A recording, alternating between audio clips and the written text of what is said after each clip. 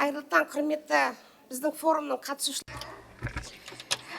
Good morning, dear participants of the forum. Please be patient, since there is a raining morning today in Astana, as you can see, and our participants are in the progress in order to join our event. Let us wait for 5 minutes more and we will start.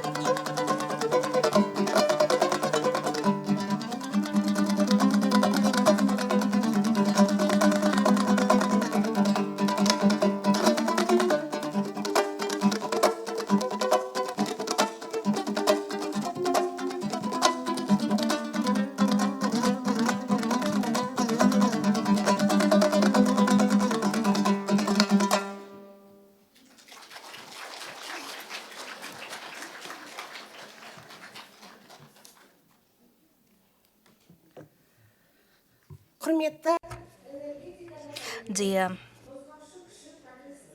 participants, of the forum, welcome.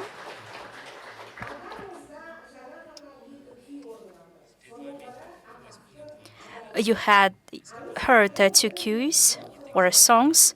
The first is well-known Aday by Kurmangaze. When he was welcomed as an honorable guest, he visited Aday and he took dombra, the musical instrument, and played this cue. Thus, the legend on the power was born. You know that it shows characteristics of Kurmangaze, the songwriter, and that is why we were listening his song. It shows the feminism and the power of women. Thus, we see that women form our future. Our forum is an opportunity to listen to the stories, to be inspired by women. We have a very bright program and different speeches in order to open our forum. The first floor is given to the Deputy Chairman KAZENERGY, Mr. Jandos Nursenovich. Good morning, dear participants of the forum, dear women, guests of our today's event. For me, it's a great honor, first of all, to open this forum, to participate in this forum. And you gave me this opportunity to open the 16th KAZENERGY Eurasia Forum. We have a lot of guests here and in other rooms, and I'm here today with you. And it's a great honor for me. I'm so joyful and thankful.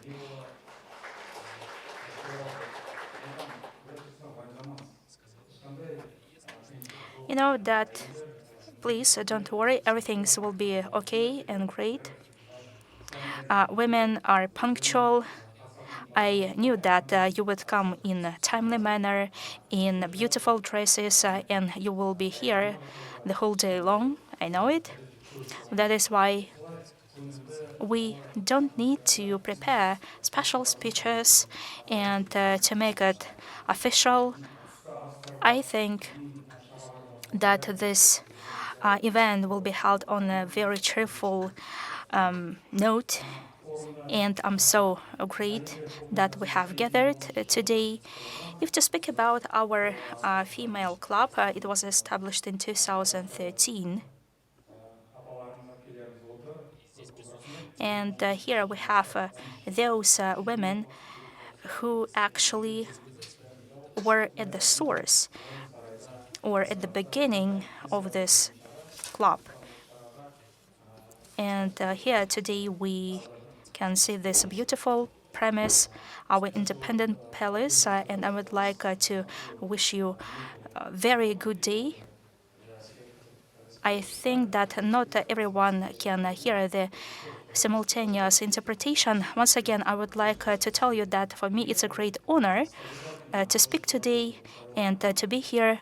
Our team by Ms. Akhmursina actually did a lot. We have a lot of events today, and we have a very good participants of our today's event. We have a year of work professions and careers, and I know that we invited ladies who actually take very hard positions, and it's really hard work. And that is why when we announced about such years and events, we always focus our attention on the conditions, difficult conditions where our women work. That is why I think that we are, as men and leaders, we shouldn't forget about it. It's another opportunity to draw our attention to it, to their success, who work in such hard professions. That is why I'm glad to see all of you, and that is why we just don't be limited by a year of work professions. We want to have such women in our teams, especially on leading positions, to be growing. For example, in KAZENERGY, a half of all employees are women. Probably our organization is so good compared to other organizations.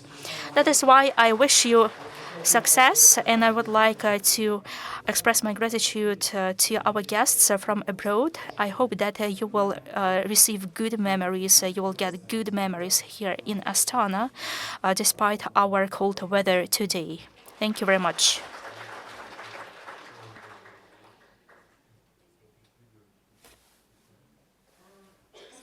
Thank you very much, Shandos. The next floor is given to the head of the Ministry of Energy, Ms. Jaralhasova Janar.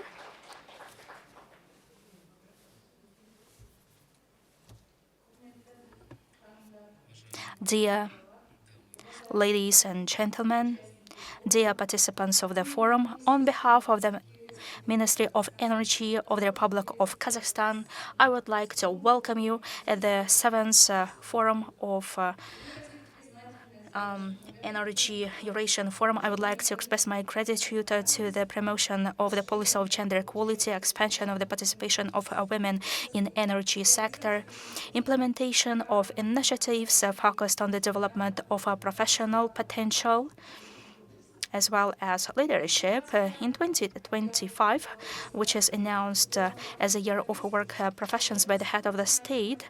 We focus our attention to today's event, and our professional skills, knowledge, human capital are the key factors for sustainability and competitiveness in energy sector.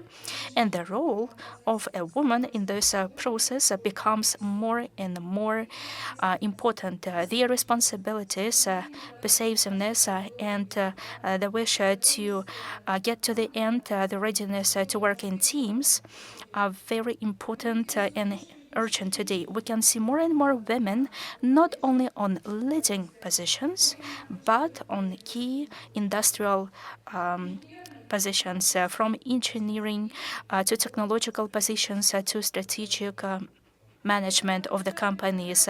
We can see it in the program of our today's forum. We discuss the role of women in technological innovations, energy transition, and energy agenda, and demonstration of their professional achievements, starting from work positions to the industries to major energy companies. The Ministry of Energy supports the policy of equal opportunity step by step and professional growth for all specialists, including women, at all levels of the industry. We think that the development of HR personnel and the development of sustainable professional society is a strategic priority. That is why we draw our attention in the state policy to the modernization of educational programs, curricula, the development of a dual system, the improvement of qualifications, and the creation of conditions for career development in energy. Special importance in current conditions is given to the women's participation in the process of energy transition. Kazakhstan has taken as a way to achieving carbon neutrality up to 2060. In 2060, carbon neutrality will be achieved, and this is a large-scale transformation path is impossible without active participation of women, both engineers, researchers, managers, and project leaders. Their involvement into the development of renewable energy, implementation of innovative technologies, and improvement of energy efficiency is the most important part of sustainable future development of our industry. We express our assurance that today the discussions will become an important platform for experience exchange, development of new ideas, and strengthening of the cooperation, and they will also contribute to further development of gender balance and professional growth of women in the energy sector. I wish all the forum participants to have a fruitful work, constructive dialogue, and new successes for the benefit of sustainable development of the energy sector in Kazakhstan. Thank you.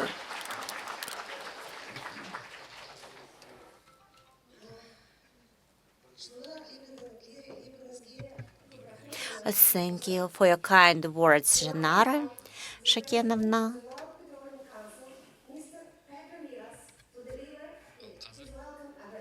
Please.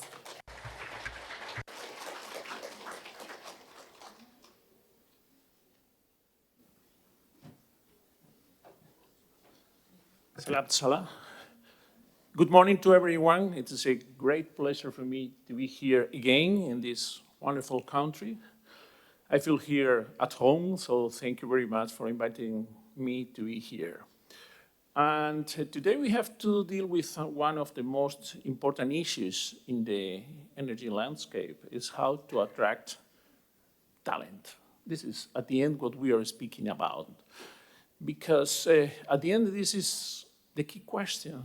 The key question is that we have to have here, our industry needs the most of the talent, and then leads us to have to work on diversity. Years ago, a few years ago, we changed the name of our vice presidency into diversity, one vice presidency in WPC Energy. And we put diversity, inclusion, and talent, inclusion and youth. That was the name. But a few months ago, we decided to change. We decided to put, instead of this name, to put talent. Because at the end, this is what we are speaking about. You know that we have been leading a report in the last 10 years in which we check how is the women participation in the oil and gas industry during the years. Now it's 23, roughly speaking, but 10 years ago was also 23. We have not done many things in this regard. And that means that if women are only 23 at average in the oil industry, this is because we are missing the 32 or the 38 people that are skilled, because it's clear that talent is something that does not understand of gender. So this is the question. That is the question. Of course, apart of any human rights consideration that we, of course, support, industry has to understand that in order to have the best in our industry, we have to promote diversity, because it's the only way to do this, no? Well, and what is the way to do this? It's not easy. But I will say a few things that we understand that are key. First, it's important that the companies will put in their own things in the company, good practices, good tools in order to detect the talent, apart from the gender or whatever other consideration. This is first. The second is give flexibility. This is very important for us because we have understood that if a family has to take care of the family itself, it's necessary to give time to them and to be flexible. And pandemic, that has been terrible for many things, was not so bad for this because we understood that it's possible to continue working at home and to do a good work even with flexible time. No? So those companies that understand that in order to attract talent, to have flexibility is a good tool, they will do the best. And for me, the last and most important thing in order to attract talent is the commitment of the top management. If the boss is really committed to help in this direction, it will happen. But if you have good practices in your company and give flexibility, but the top management does not understand this and does not apply this in the day-by-day job, they will not happen. So I think those are the recipes to go ahead in this direction. I'm sure that we are going to talk today about these things. And from WPC Energy, it's an honor to be here, and we always defend that it is a question of attract the best, so it's a question of talent. All the best for the panel. Thank you very much.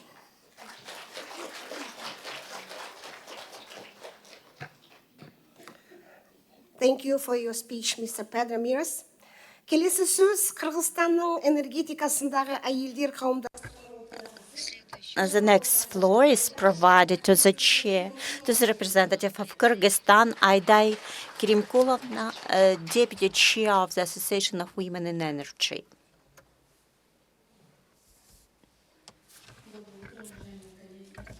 Good morning, distinguished colleagues. On behalf of Association of Women in Energy, I would like to welcome all of you.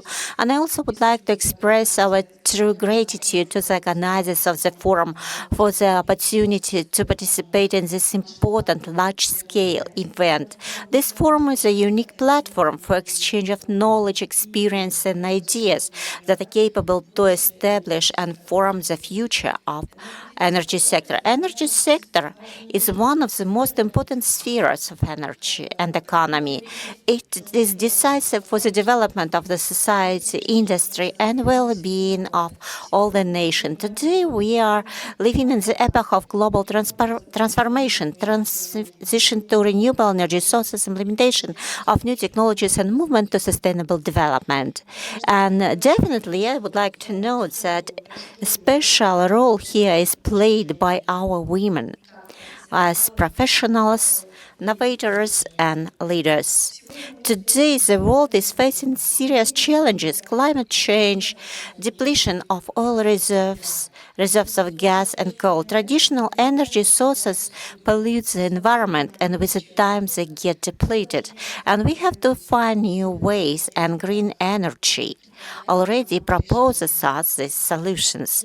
Women in energy make innovations, social responsibility, and they bring fresh view on the development of the sector. They participate in the development of technologies, project management, and establishment of sustainable development policies.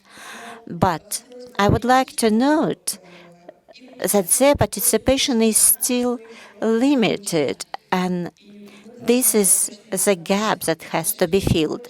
Expansion of the role of women is not only the issue of equality, it is a strategic need. The women can bring diversity of views, improve processes and decision-making, and make processes and projects more sustainable and useful for the society. Support of women in energy is creation of equal opportunities through education, leadership, and support to innovating projects. These are mentoring programs, access to financing, and creation of conditions where talented women can achieve their capacity. Distinguished colleagues, green energy is a key to preserve our planet and create a sustainable future. But without active participation of women, this transition will not be completed. Only combining efforts of women and men, of the government and business, science, and the society will be able to develop the energy sector of future that will be clean, accessible, inclusive. Thank you very much for your kind attention and for the opportunity to make my personal contribution to this large-scale discussion. Thank you.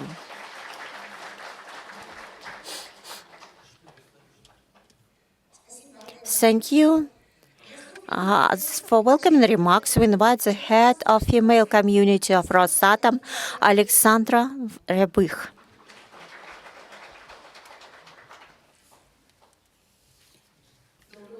Good morning, distinguished colleagues.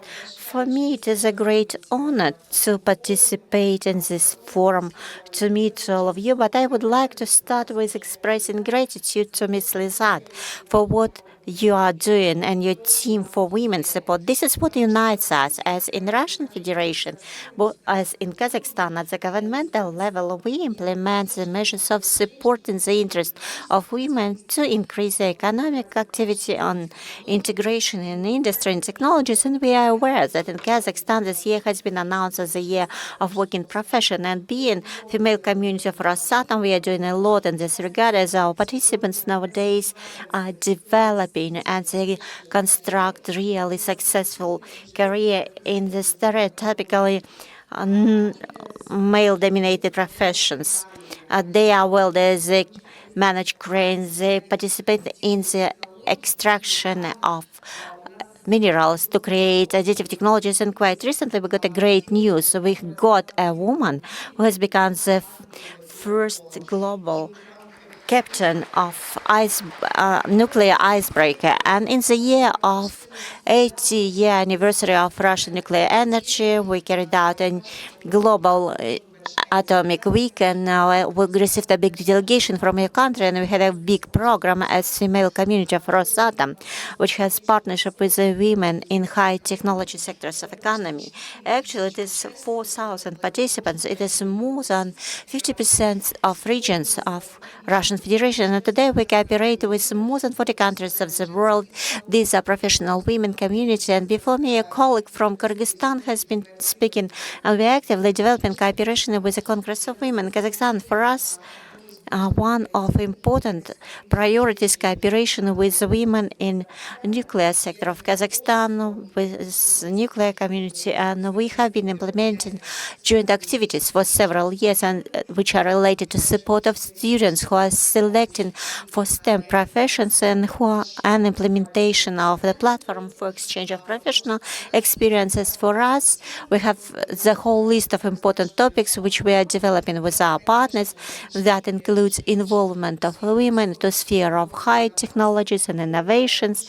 This is a seamless bringing students of technical universities to profession and admission to companies. These are different topics from green energy that has been already raised up to the healthcare, which is within our professional platforms. And completing my speech, I would like to say that traditionally this December we have planned our joint activities with the women from atomic sector from Kazakhstan and separate track that will be related to female career consulting, which is required as a supportive environment for the young female specialists. I will be happy to see all of you and Lizat with my great respect. Thank you for the opportunity to talk to you today, and we are sure that we are united with the whole vector of different areas of work related to women's support, and together we can promote and develop in this regard and in this direction. Thank you very much.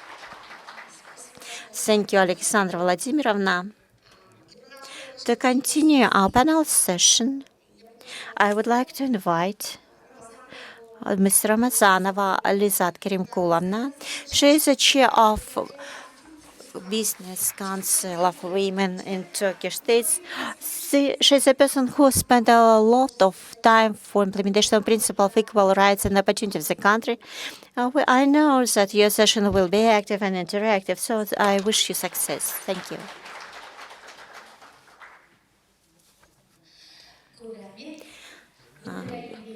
Thank you very much. I will not. Actually, it is our 7th meeting. It is the 7th forum of Female Energy Club, and every year we are waiting for this great event. And I would like to say, to meet such smart, bright, and beautiful women is a great honor for me, and I'm very happy. If exactly in energy sector we are equal with males, we are implementing. We are competing in the economy sectors that maybe historically are considered as imbalanced towards the women. This is the sphere of trade, sphere of services, but today we are present at the platform that united real professionals in a very complex economy sector. And for me, it is a great honor This time, I'm very happy that I will not be making speeches.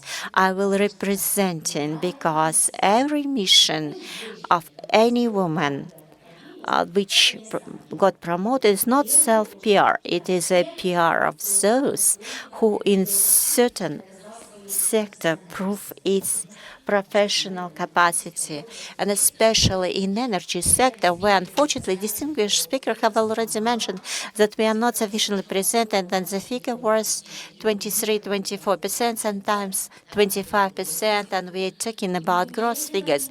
But we are not talking about the level of decision making, because at this level we are even less represented. But there are critical figures which community like to announce, which is fighting for gender equality. We are talking about critical figure, which is 30. And I would like to tell distinguished ladies, and first of all males, in the sphere of energy, really a very difficult and turning point is approaching. This sphere started breaking stereotypes, and I would like to thank the core team of KAZENERGY Association, as during my chairmanship in the National Commission on the Affairs of Women and Family Demography Policy under the President in 2020, not thanks to, but with the efforts of Association of KAZENERGY and female community, we have broken the biggest stereotype. We eliminated the list of prohibited professions for women.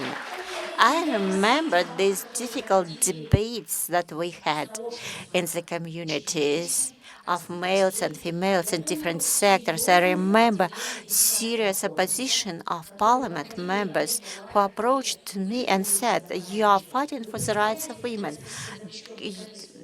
You want to remove this list of prohibited profession."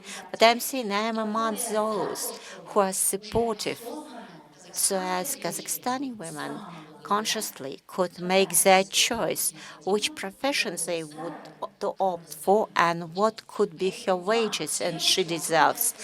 Ladies, thank you very much. Your voice was decisive in energy sector, because other sectors unfortunately were passive.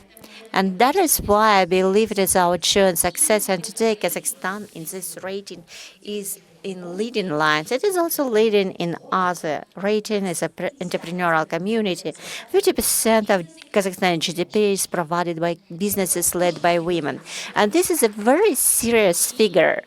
And these women who are present in this hall today, they are the role model. So as our daughters were confident in their future, in their professional future, and I would like to thank you.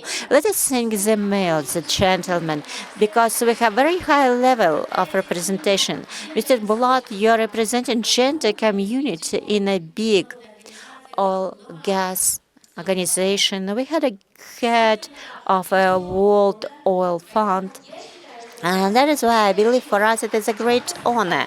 Jandos Mirza, thank you very much.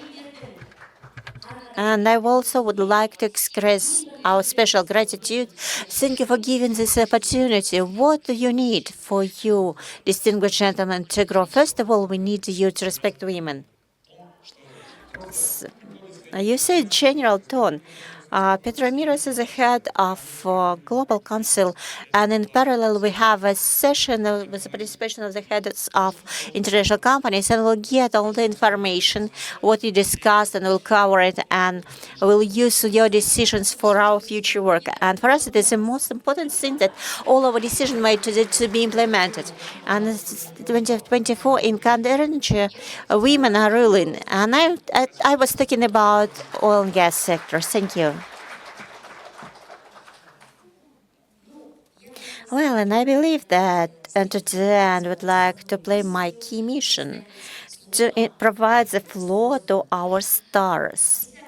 It is used to say that when we have an event, we are a little bit concerned and a little bit nervous, and every time I feel a little bit nervous. And I'm saying, you see, but for you it is an ordinary thing, but actually it's the most demanding public are women the most accurate, and is women who are developing in their profession. And in this community, we have to try to position ourselves, and this is really difficult. And my biggest request, those who are going to speak, please support them with applause. Yes. So today is your day, today is our time, and if we do not support each other, so it's all in vain. I would like to give the floor to Kamshat Hanım, and we understand that Tengiz Chevroil has got great plans. I know Kamshat from another side. I would like to present her differently. When I started my work in the public society, we established the Council of Women under the National Chamber of Entrepreneurs at Tashkent, and I told her, let the regions tell us if they need these societies, if they gather together.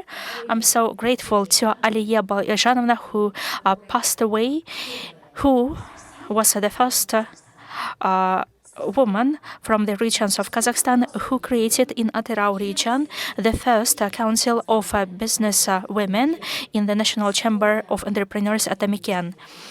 And thanks to her, we remember her, and for me it's a great honor to present her niece. She is like my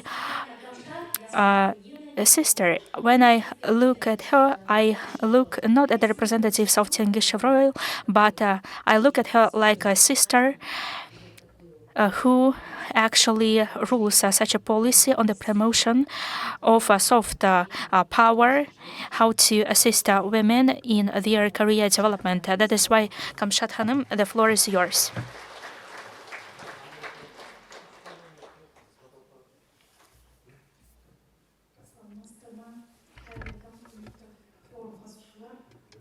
Good morning, dear.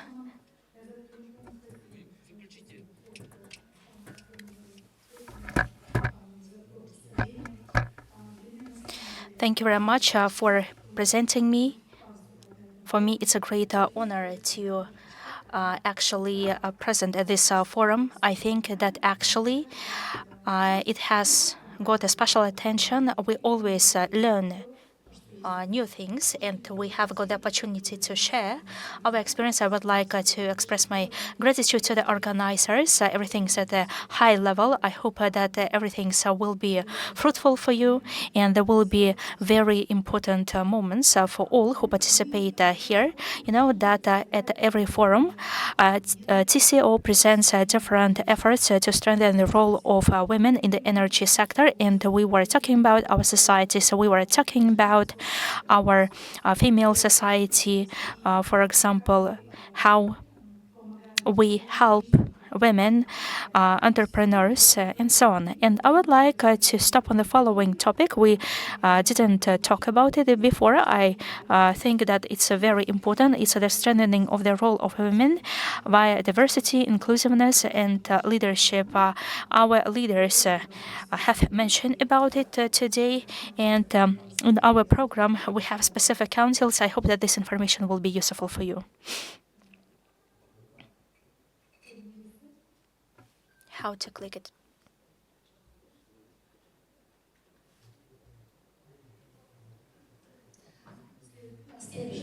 The next slide. Thank you very much. At the previous session last year and the year before that, we were talking about policies and procedures and TCO as basic conditions in order to promote the level of women and the number of women in leadership. It's not something new. We understand it.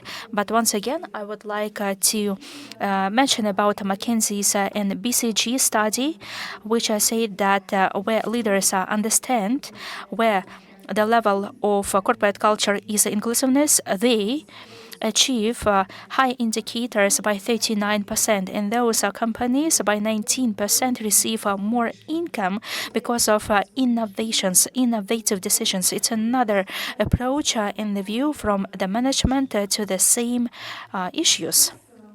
And we understand that diversity and inclusiveness is not just a social responsibility, but a strategic advantage. And that is why a lot of companies,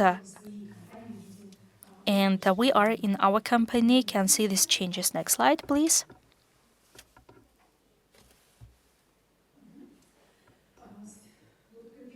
Strengthening the role of women in TCO via inclusiveness, we divided it into 3 levels. First of all, it's the document which is called the Way of TCO. We have got a few colleagues who joined me today, and the main document in our company is a Way of TCO, which describes our vision, our mission, who we are, how we work, and the main values. And one of the values is the diversity and inclusiveness. It's not just a society or a specific sessions. It's included in the main document, and that is why they are our obligations, how we need to lead this activity. Then the culture of safetiness and leadership without limits. We mentioned about it before at the previous forums, and when people ask what do we need to do in order to increase the number of women in energy sector, first of all, it's safety. First of all, we need to create safety labor conditions at physiological and psychological levels. First of all, our provisions, policies, and procedures state about zero tolerance, safetiness at jobs, for example, when they live in their shift villages. And the third is inclusive environment. How we create inclusive environment? For example, if she works on shifts and there are 98% of men, these 2% of women should, for example, feel themselves safe. Even when they come to canteen and there are 200 men, these 2 women actually should just go and take her food and not to be afraid of men. Then it's the way of TCO. So the next slide, inclusiveness. Next slide.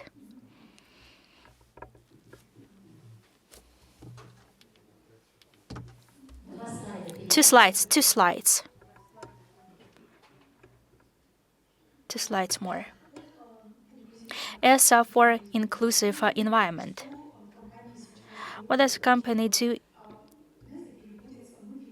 We translate it as involvement, but actually I do not translate this word inclusion as involvement. We mean that every woman, every employee should understand our own uniqueness and actually the feeling that he belongs to the company. We have social programs, how to support the women, and we have a committee, people and culture leadership team in order to create the environment where people can feel themselves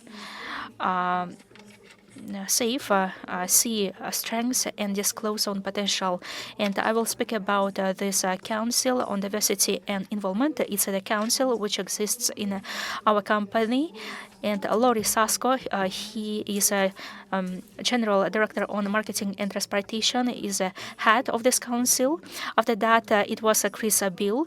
He is the head of this council. And this council has got specific tasks. Next slide, please. And this council has got a specific structure. It has got leaders, managers. Those are people who manage talents, develop the strategy, and this structure helps to achieve objectives and helps to set tasks. It's not just when people gather together once per 6 months when they set tasks. It's a regular activity of this council. And the main priority directions are the culture, well-being, equality, and communication. And the vision is connected with the corporate culture as well. It's the inherent part of this.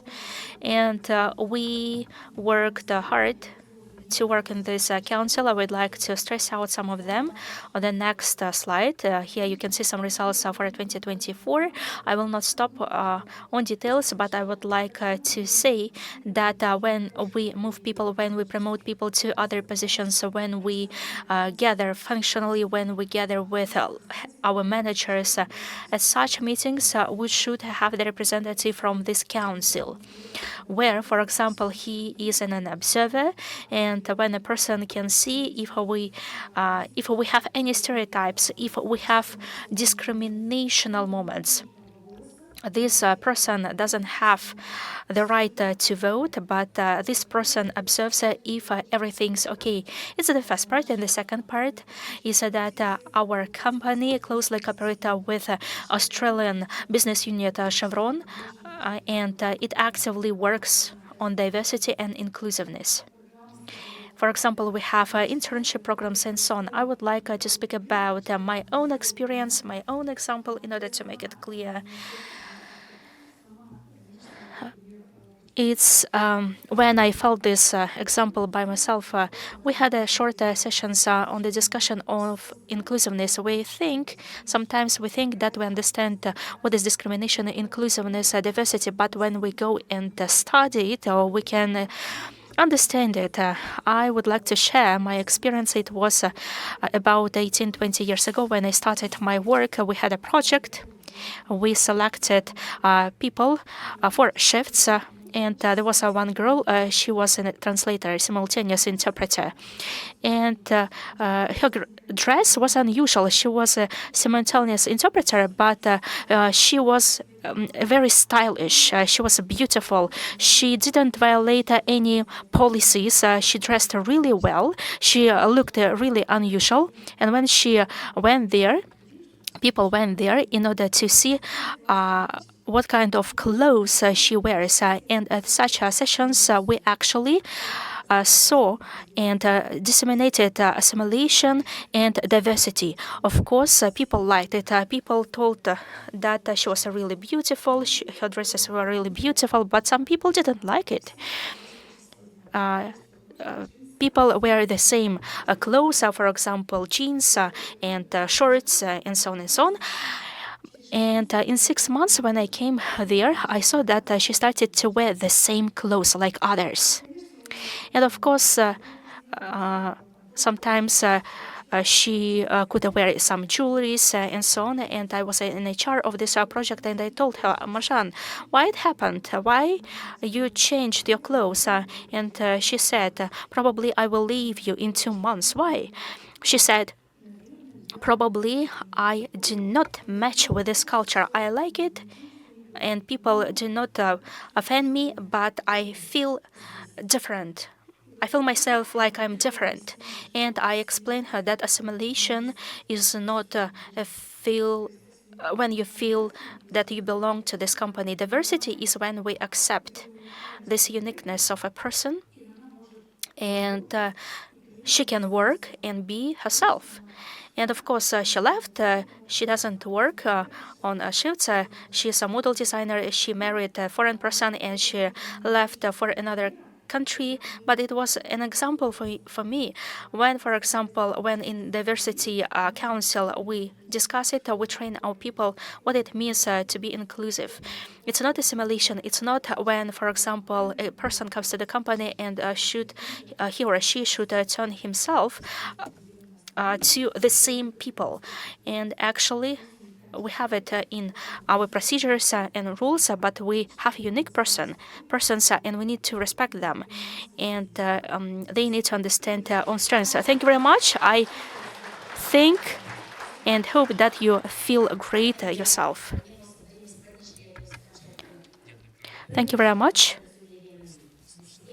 I heard that Kamshat presented at different platforms. You discover new problems, new trends, new difficulties which we face today. It's a real case, and I made actually something for me. I like, for example, wear suits. I worked in Germany, so I even probably needed a tie, but actually the clothes is very strict. But I made a conclusion for myself, and my mother-in-law helped me to do it. We live together.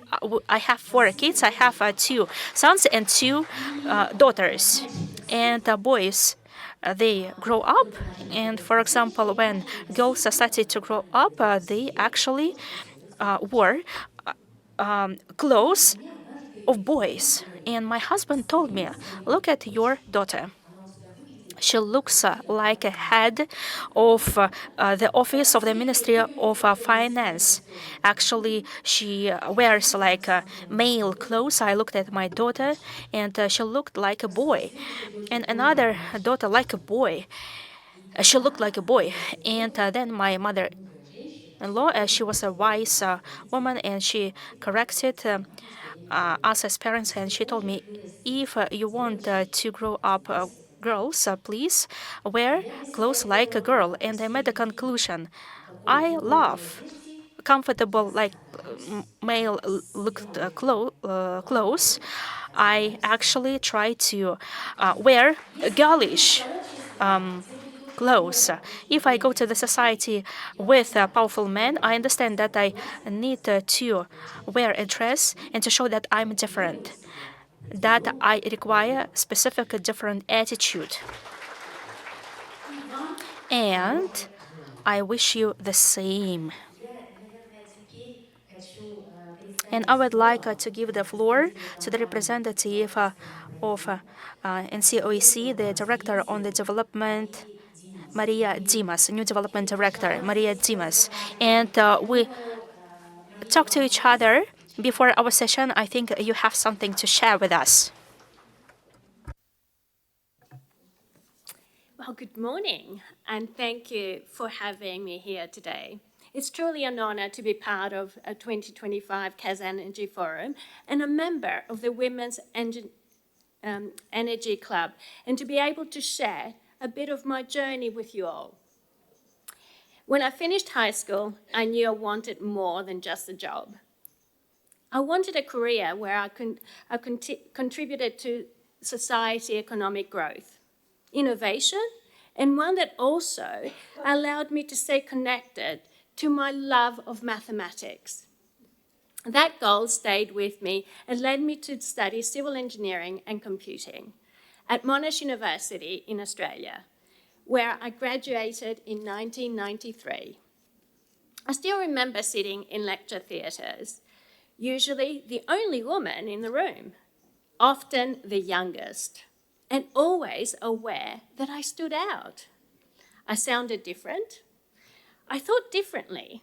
Even my lecture notes, filled with diagrams, footnotes, and coloured highlights to help me understand complex concepts in my own way. So even my notes were different to my male counterparts. At first, I worried that standing out might hold me back. But I have since learned that difference is a strength. My perspective sparked better group discussions. I asked different questions. I approached problems in new ways. And that ability to think differently became a powerful tool. After more than 30 years in the industry and shell-parented, I have worked in Australia, Asia, Russia, Middle East, Europe, US, and most recently Kazakhstan, as a new development director of NCOC.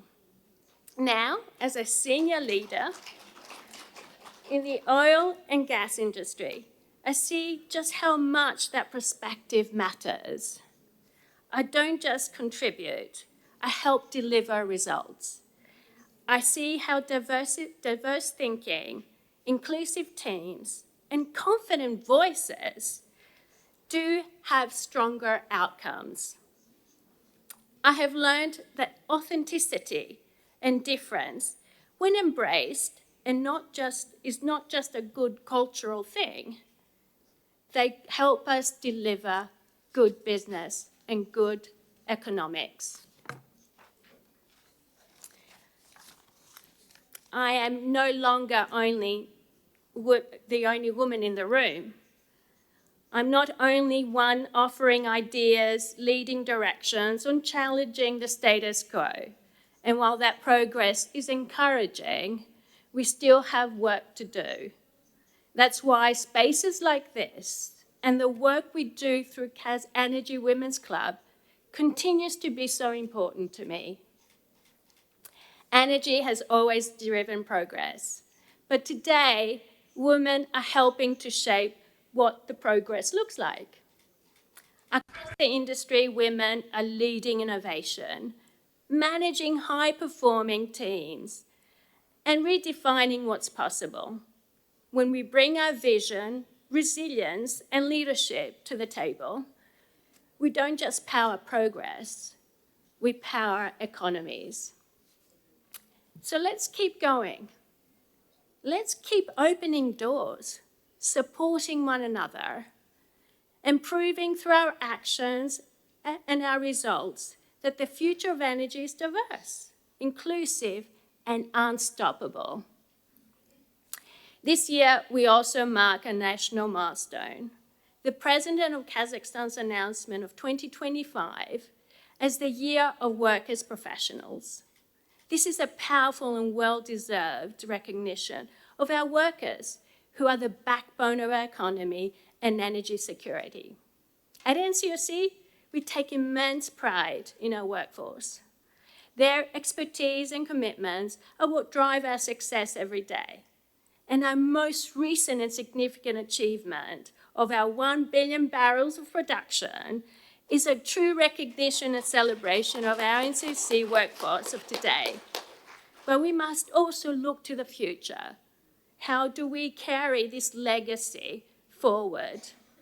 By inspiring, mentoring, and preparing the next generation of energy professionals, and ensuring they reflect the full diversity of our society. Because diversity is no longer just a value, it's a necessity. A diverse workforce is more adaptable, more creative, and more equipped to lead us into a rapidly changing energy landscape.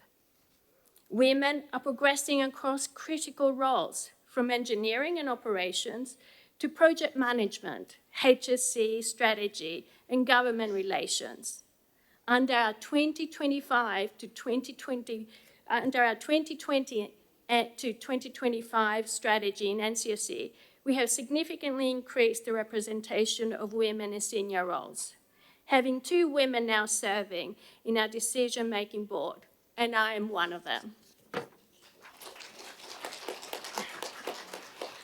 Looking ahead, our 2025 to 2030 strategy is focused on building a strong, inclusive talent pipeline, ensuring that opportunities exist at every level of our organization.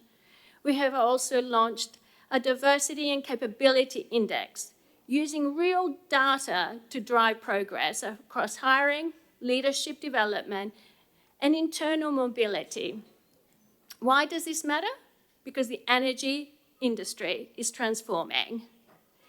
Digitalization and AI, artificial intelligence, and the global shift towards cleaner energy are reshaping how we work, the skills we need. New roles are emerging. New ways of thinking are required. And young women must see themselves not just as participants, but as leaders in this transformation. That's why we continue to engage with university students across Western Kazakhstan, introducing them to energy careers and showing them what's possible.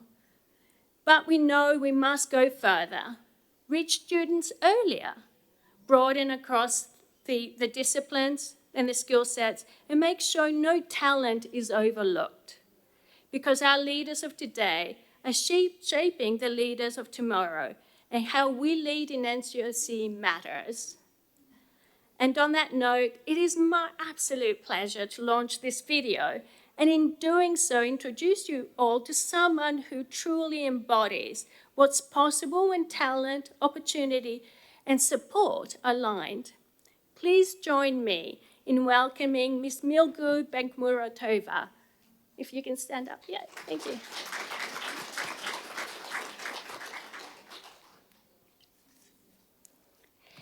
And I want to say that Milgu started as a junior process engineer. She rose through the ranks, taking on roles of increasing responsibility from team leader to department manager. And today she leads high-performing organizations that includes 100 technical professionals.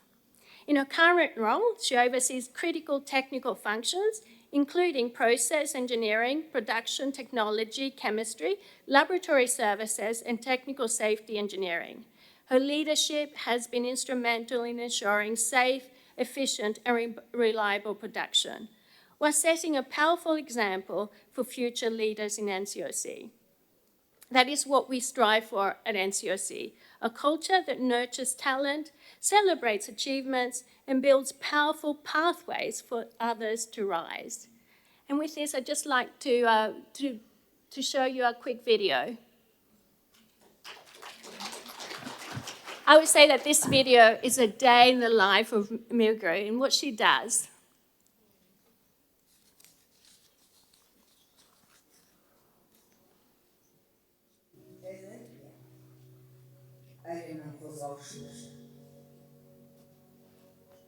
O bizim yerimizde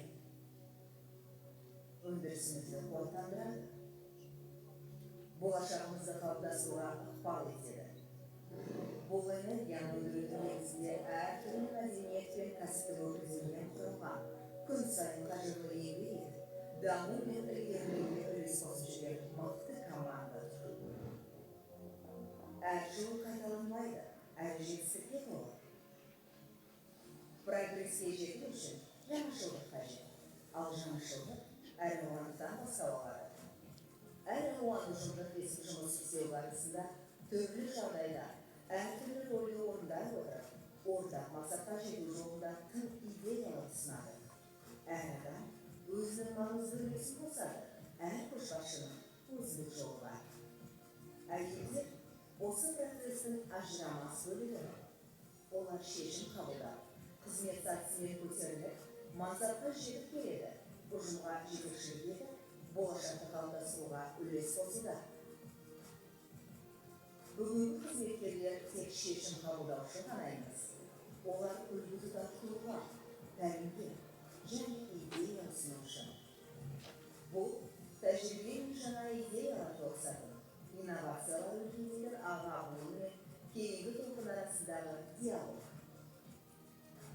NCOC компаниясындағы қазіргі жетекшілер өзінен кейінгі буынды ынталандырып, әрбір жаңалықтар келген сайын энергетика секторын дамытуға ықпал етеді. Мәжіліс залдарынан өндірістік алаңдарға дейін осы ұшқын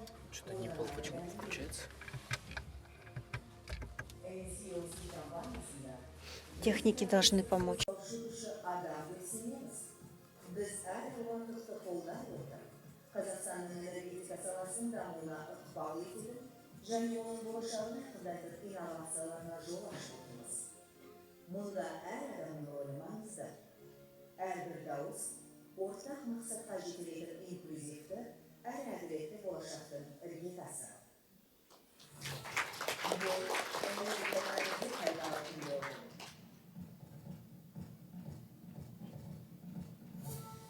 Бұл мүмкіндіктерді кеңейту.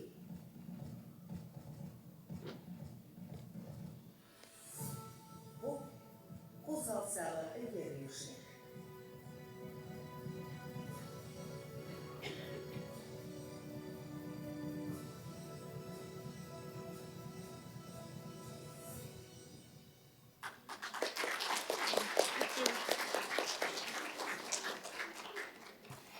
Thank you very much. And I hope we wait all, not only Kazakhstan, we wait for new women's success stories in energy sector. Yes?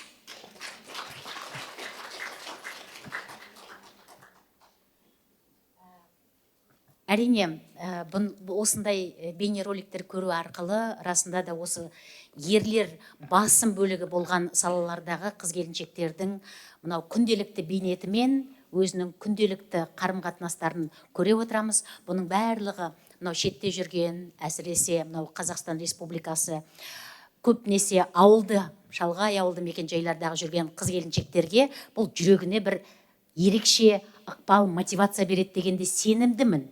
Себебі бұндайды көрмесе, ол салаға біздің қыздарымыз ешқашан аяқ баспайды. Осындай расында да кішкентай ғана шағын оқиғалар үлкен елдегі қозғалыстың бастамасы болатынына сенімдімін жете өзім. Көп рахмет. Ал ендігі сөзді мынау біздің панельдік сессияның жалғасы ретінде ExxonMobil Kazakhstan компаниясының төраға заместитель управляющего директора компании ExxonMobil, менеджер проекта Кашаган Фарида Че Ибрахим.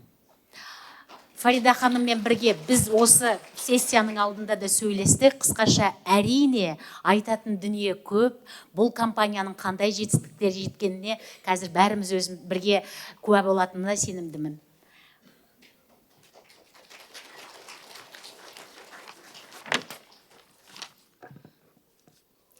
Thank you. It's such a privilege to be here today. To all the colleagues and guests today. You're probably wondering, coming from ExxonMobil, I'm dressed a bit different, and I just want to show you how diverse we can be. So let me tell you a little bit of what is possible as a woman in today's world. So today I'm going to share my personal journey of how it all started. And I'm quite sure all of you have some connection to that it could be similar journey that you have. The next slide, please. Okay, I'm gonna tell you a little bit about myself. I was born and raised in a small farming village in the east coast of Malaysia. We grow rice as subsistence farming. And I don't know anything about math or science. And when I was 12 years old, there is a program for rural students. And I left home when I was 12 years old to go to a government boarding school. So yes, and the program was focused on STEM. So very much focused on math and science. That was the start of my journey. And that also meant I lived far away from my family.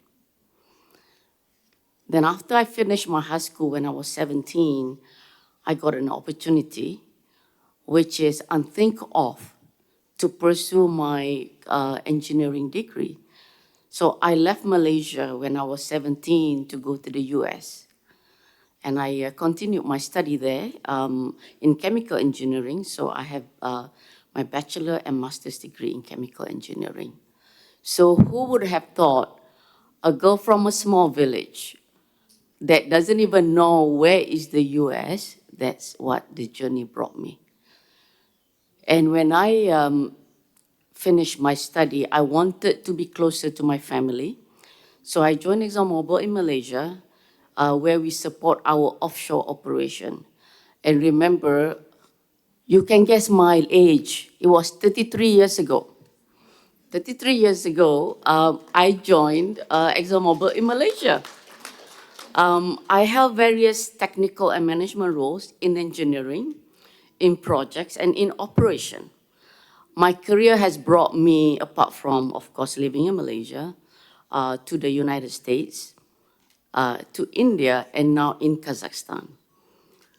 So, and this brings a wealth of appreciation of what opportunity that we can have for women. So if you look at some of the picture, I'm quite far away from home. But Kazakhstan has been most welcoming. For that, I am grateful.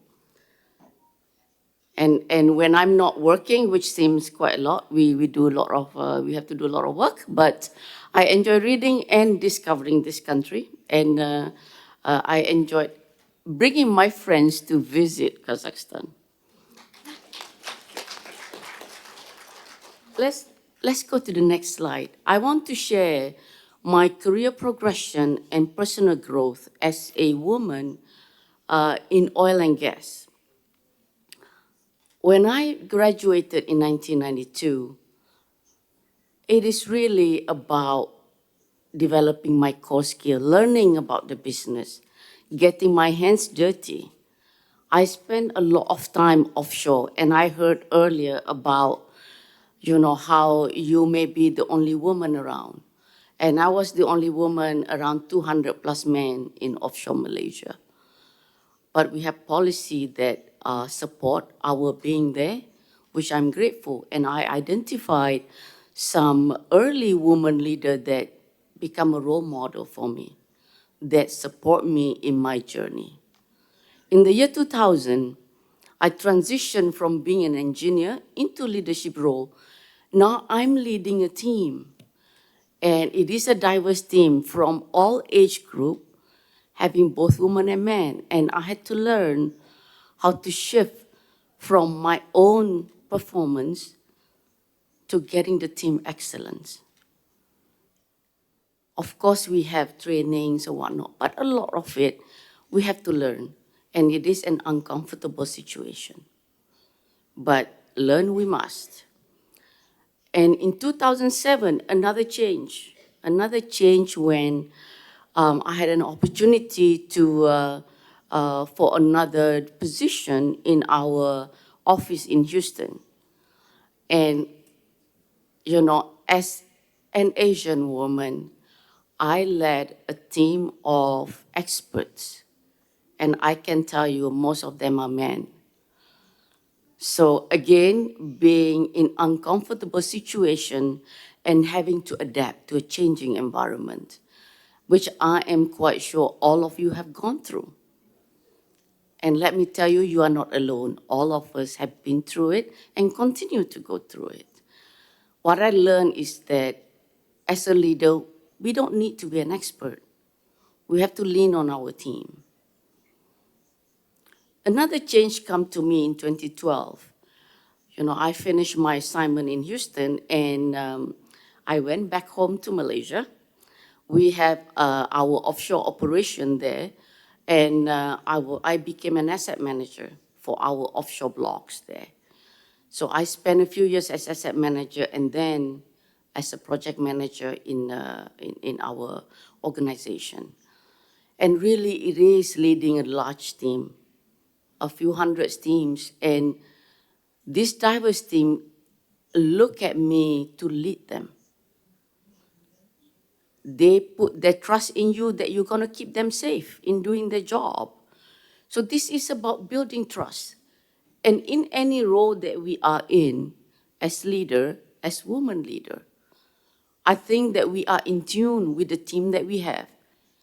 And that's our advantage, for us to build the trust and harness the capability of a team. So that was my journey, leading the field team. And then COVID hits. And COVID hits, you have less of that face-to-face opportunity. If you think about building trust and leading a team, that becomes harder during that time, where you cannot meet people and all you see is people on the camera. But this is where the power of a connection that all of us leaders built over time. After COVID, come 2021, I moved to India. And again, a totally different role. I'm not leading a team at site anymore. I'm actually involved in growing our organization in India. And it is really looking at this opportunity to grow the organization. And growing organization is not just size of organization, it's also capability. So this is my message to all of us. You know, how do we grow our team? How do we help them build that capability? All of us who are in the leading role. In every small way that we can do it, this is what I would encourage everyone. In 2024, early 2024, I moved to Kazakhstan. Again, a different role. Again, a discomfort, right? And this is in this role, you know, I work a lot with our partners. I work with our operator. And I have the privilege and pleasure to work with Maria, who is, you know, our director in NCOC. And really, we try to seek common ground to maximize the value of Kashagan. If one thing I would learn and want to share with the audience here is, don't be afraid of change. Embrace the change, because it is actually an opportunity for all of us to grow. And don't stop learning. It's not just learning from the expert. We can learn from the newest member of our team. Because as you know, the younger generation, they are so creative. Don't be afraid to learn from them. On the next slide, yes. I just want to share, as you all know, I've been with ExxonMobil for a long time. And as a global company, we operate in 56 countries and we have over 160 nationalities. We value our diverse workforce. For us, diversity strengthens us by promoting unique viewpoints, and it challenges each of us to think differently beyond our traditional frame of points. And if you look at our leadership team, even our leadership team in ExxonMobil Kazakhstan, our workforce and the leadership team reflects the communities that we operate in. And for ExxonMobil, this is also reflected in our hiring, our retention program. This is what we value. This is how we continue to be a strong company.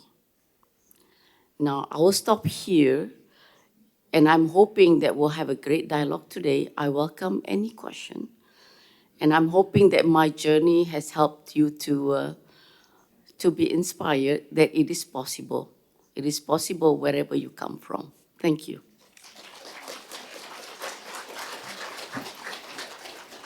Благодарю, Фарида Ибрахим. Thank you very much, Farida. Your story is your personal way, but actually we come from personal success to general success. I think that personal success is a trajectory for us in our way to achieve a specific strategic objective. That is why thank you very much. So the next floor, before giving the next floor, I would like to say that last year I participated in one event on the creation of women's society under KGOK company. For me, actually, it was really interesting. And Lezat Jaksimbayevna invited me 6 months prior to the event, and it's not just an ordinary event. And actually, I came 3 months before this event. I confused the date. My family actually didn't understand me, why I wear very beautiful clothes. I went to Rix's hotel. No one understood me. I was looking for people. I called Lazat and I told her that it was just a rehearsal for me today before the main event, which happened in autumn, not in summer. And for me, it's a great honor. And I want to listen to the managing director on economics and finances, Akimbayeva Aygul, who will show what changed in the company when they created this women society. Good morning, dear participants of the forum, dear women. First of all, let me express my gratitude to the organizers of this event, represented by KAZENERGY, for the opportunity to participate in front of our participants exchange small wins in this in this sector. When I was listening to the speakers, I understood that actually we really worked hard in this direction, and we joined this council just recently. And I think that we have got very good teachers, mentors, our tutors who will help us to implement everything that we have planned for ourselves. And I present Kigo company. And I would like to say a couple of words about our company. It's a big company in energy sector. It's the locomotive of energy, like they say. And we are presented in networks, which are 28,000 kilometers all around Kazakhstan. They are substations. For you to understand that in our company, it's really hard to work for women. Actually, it's a male profession. It's a male job. Since they need to work in the regions, different weather conditions, and so on. And we have statistical data. Next slide, please. So in our company,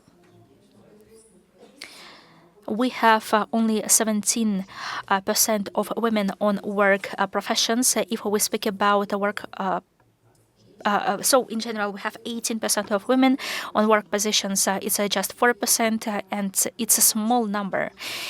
And we understand that we need to change the situation somehow, and probably to work here.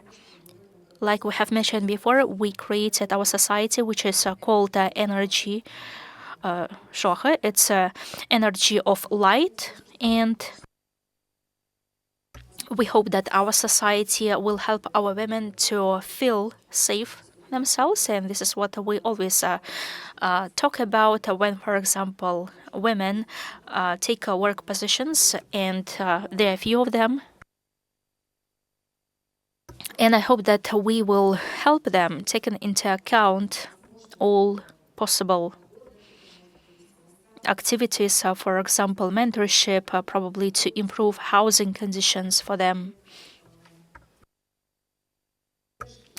We speak about support for our women in their job. And speaking about the year of working professions, today, at the second panel session, we invited my colleague, Ms. Galyamova Fatima. She's an energy specialist with 30 years of experience, who worked in workshops and the engineer at substations. Actually, it's a pure male job. And it's so valuable that our women can take such positions.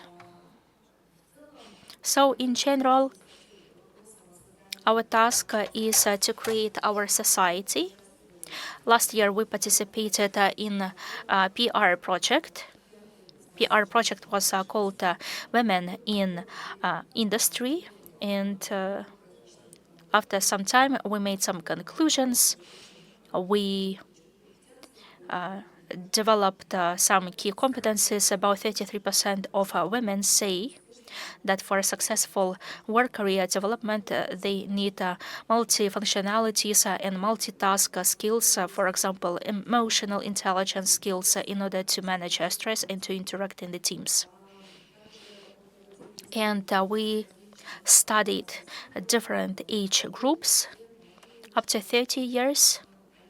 Young women, they actually accept the correlation of families and work easily. After that, they have some difficulties in this balance. 40-49 years, they're more conservative people. They recognize the importance of career, but at the same time, they recognize the traditional values. And those who are older than 50 years old, they actually keep traditional views and social role of women as a role of mothers, for example, in families. And according to this PR project, we draw attention to the necessity to create equal conditions and to fill in the gap in opportunities. For example, the implementation of gender-sensitive educational programs. And we suggest to focus our attention to social assessment of women. We know that, for example, when we assess or evaluate, we just probably try to award more men than women in our companies, and to eliminate the stereotype that women is not capable to work on some jobs. So we all know that when we select women or men at the same positions, we actually select men, or probably a woman should be 10 steps forward in order to be selected for a specific position. As for mentorship programs, we speak about it a lot, but we do not have such an institution as mentorship, and we want to introduce it, and we want to accept mentors and those people who want to get these services and how to do it correctly. Promotion of gender equality, and we need to introduce the programs in order to eliminate the bias when we accept women to jobs. The development of emotional intelligence and the management of stress, they are key skills which will help women to be adopted on jobs to feel themselves secure and good. Overall approach for career development for women, we need to actually take into account their needs in a balance between work and personal life, and we made some recommendations for ourselves. We identified some of them, and we will work on them in the framework of our society, which we organized. It's the development of a targeted strategy in order to attract more women in our difficult technical industrial companies. We need to work starting from universities, schools, and to conduct the career explanatory works to provide additional scholarships for those girls who choose technical professions in energy sector, for example. Then the strengthening of corporate environment. In the initial stage, we need to have specific first elements when KPIs of the companies should include gender equality for managers. For example, in the group of the companies of Samruk Kazyna, such a KPI is included, and they say that by 2025 or 2030. The management of the companies should have 25% of women. Thanks to this KPI, in Kego company, starting from 2022, we have 33% of women in our leadership positions. We have 2 hats who are women. Support for career growth and mentoring.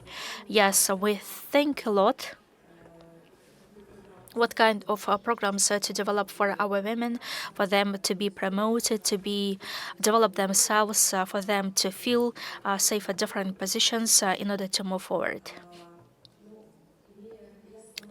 And myself, I have been working for 17 years in energy sector. And during my career development, I faced with male chauvinism. So the higher you move, the stricter it.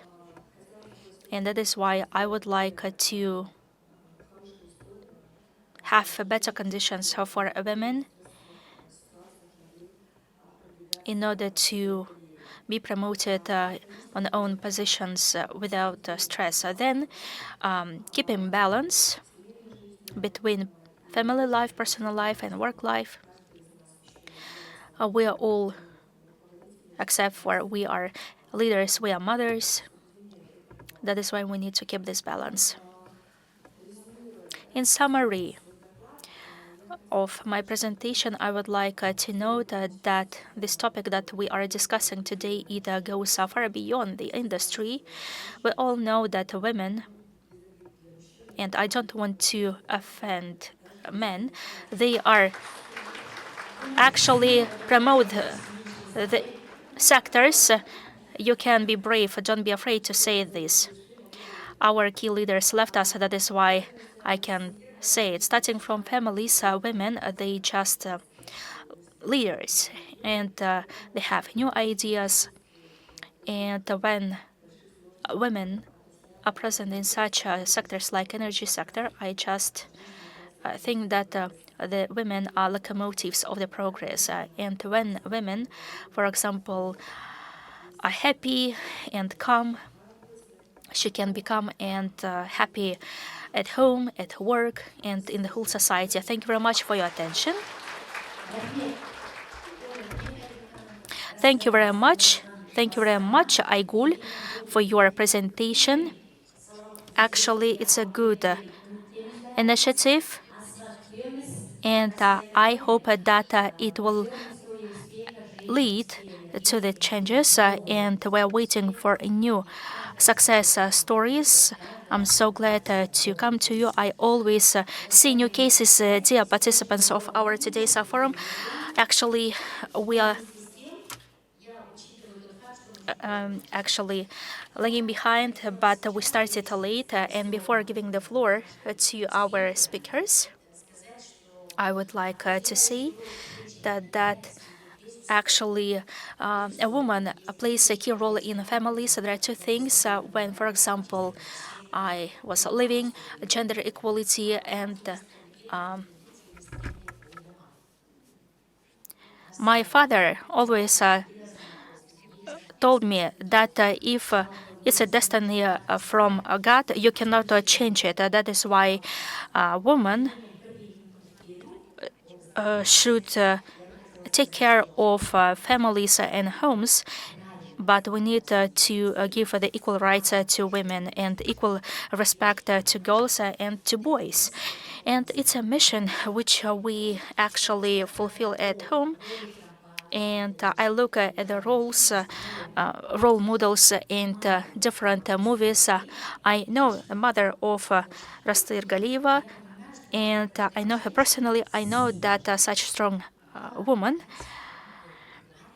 could provide good upbringing in the family, and it's an indicator. We can see this attitude in our families. I would like to thank her.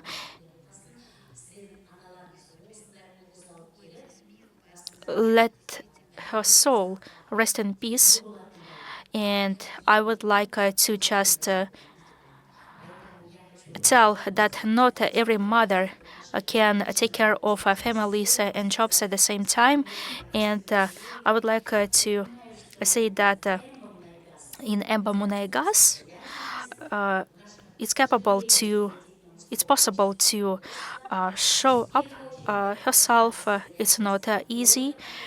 First of all, you need to show yourself as a professional. After that, you show yourself as your gender opportunities.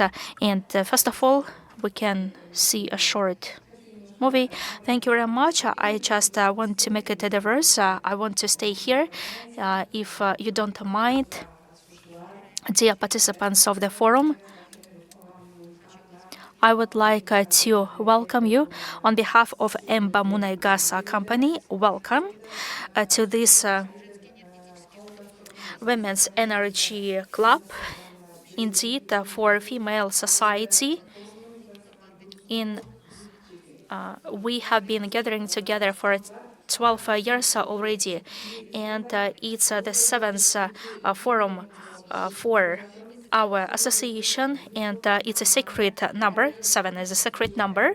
It means that when we started from our networking platform, every meeting, every person here, it's a way for our development.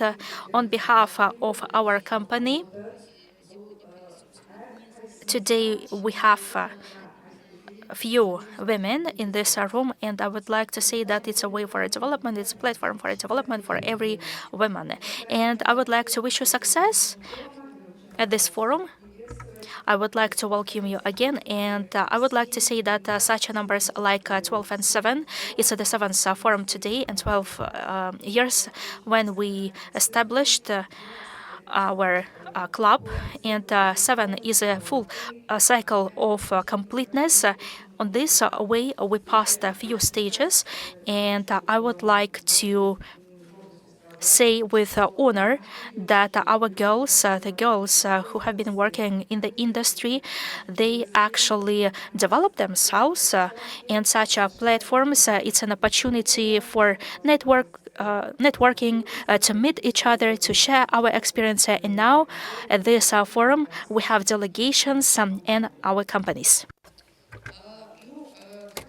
As I have already mentioned, we have established ourselves 12 years ago. A lot of things have been done since that time. The communities have been established many years ago, and another community has been established recently, and we are enjoying that our association includes more and more women. And we are promoting the ideas of female leadership, ideas of inclusiveness and equality. The contribution also done by our company. 7 years ago, our company established a female club. It is called Naisha Quiz, and we used to organize different activities and events. But today I would like not to talk about initiatives that we are involved in and done during these years, but I would like to talk about one large-scale project that we have carried out together with Ms. Gulzada, which we inspired together 5 years ago. And today it has been mentioned that this year has been announced as a year of working professions. And actually it is a respect to the workers, to the sphere which develops the real economy sector, and women and girls take appropriate place therein, make their own contributions. Because of that, 5 years ago, Monegasc announced a large project that will serve a significant push for professional growth, for high quality training of employees in oil and gas sector. As I believe, really high quality of workforce is the responsibility of oil and gas sector, because we are the only ones who know which professions are really demanded in our sector and what is the level of this demand. And that is why exactly 5 years ago, we started this project, and we completed this project on the 6th of September at Atyrau University of Oil and Gas. And we started a training site. In the territory of 4 hectares, we re-established a unique area which is really very close to real sites. So we have a laboratory to training wells there, where the students will train the skills of underground wells repair. 15 training sites have been established where the students will also train certain skills, and the students will be able to resolve operational tasks which are very close to real situation in the area. We have reservoir parks, we have reheating furnaces, we have wells, we have training buildings, we have tuning, we have other workshops where the students can train their practical skills. And this has been done with a purpose. And the eve of the address of the president to the nation of Kazakhstan, where we have a golden thread of a thought that Kazakhstani future belongs to digitalization and development of the AI. And in this production side, we have implemented not only practical facilities, but we have created all the possibilities to develop digitalization and AI. In the implementation of this project, actually its value is several billion tenge with support of Emba Monegas. This work could be impossible without the support from holding company KAZENERGY and KAZENERGY. And you may think that 5 years is very long for implementation of this project, but we faced significant difficulties with regard of the changes in the legislation because this project has been financed on the contract commitments of subsoil users for training. And every year we spend funds for training of our staff and students who are trained in the professions which are in the highest demand in oil and gas sector. But we also wanted to construct a facility that will serve for many years for training of professional workforce, and we managed to get it. And I am very happy that we have completed this project. And I would like to thank from this podium to those who have been involved.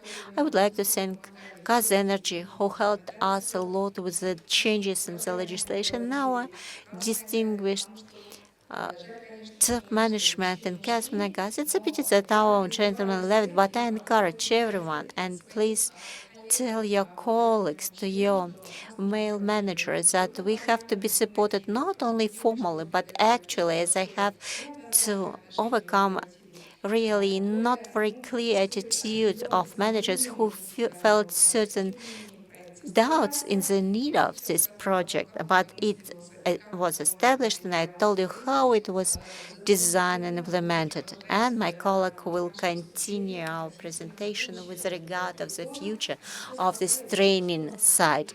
And now I would invite you to see a brief video.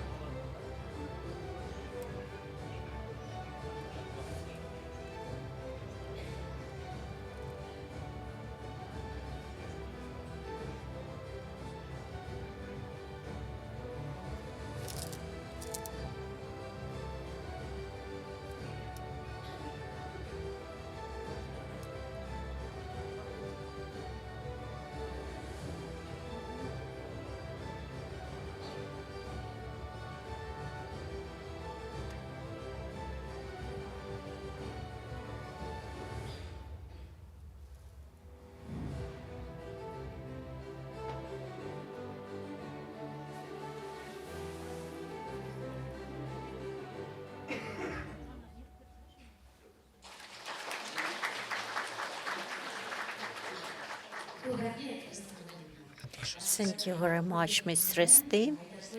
Actually, a woman is always willing her children to be literate, educated. She takes efforts so as in a big family of Nagas could be facilities, good knowledge, and succession. This is the most unique layer on which males tend not to pay attention. And they don't pay attention. It was hard, and I could imagine it was done not thanks to, but against lack of trust, criticism, and cut of budgets. It's a question at every step, in every session of the director's board. I could imagine what you have to go through.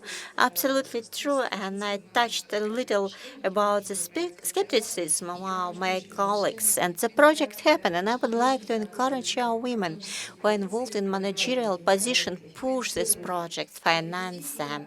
Really, this is a work that will remain after us with its results. Thank you. Thank you very much. We have also co-presenter. We have Gulzadasha Kulikova. She's a provost of the University of Oil and Gas, the first female rector.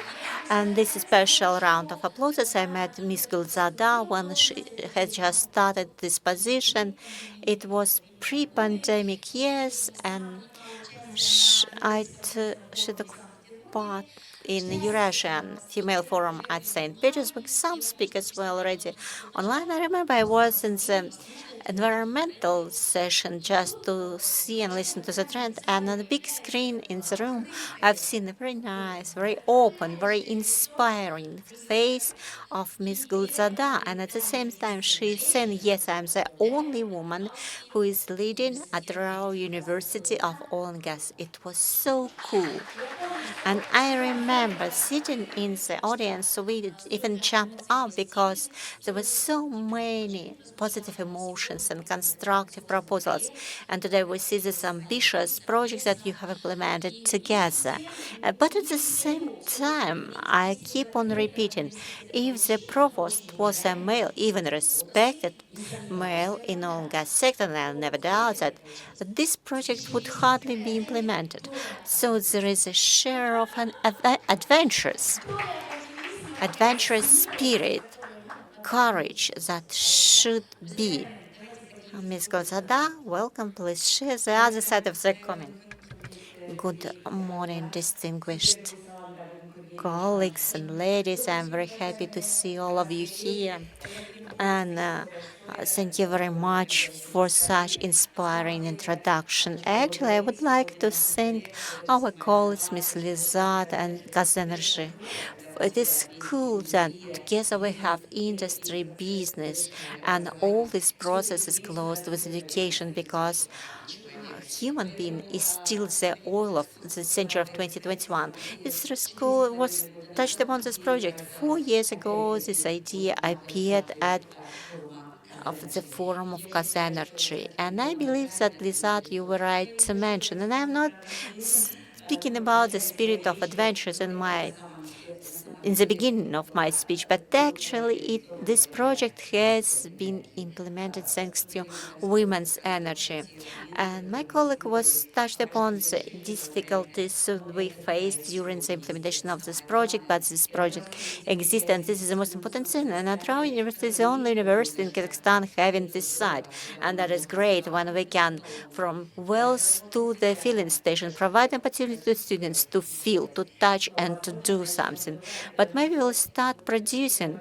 And when the video was demonstrated, everybody believes that it is an oil and gas company. No, it is our testing wells, drilling wells, and pressure wells. Maybe it will be deepened, but actually you'll get oil, you'll be connected to pipes, you'll not need inverters. So let's have a round of applause. Dear ladies, I would like to share with you that at this platform, such great projects are established. And now we have in parallel digital bridge. Yesterday we have attendance carried out by President here, and the first round of experts on artificial intelligence. And the question was, the knowledge is changing, and the Dr. Confon Lee, he is the father of Kazakhstani Chinese AI. He used to lead Microsoft. He said it's correct. And today, it's a symbiosis of artificial intelligence and human empathy.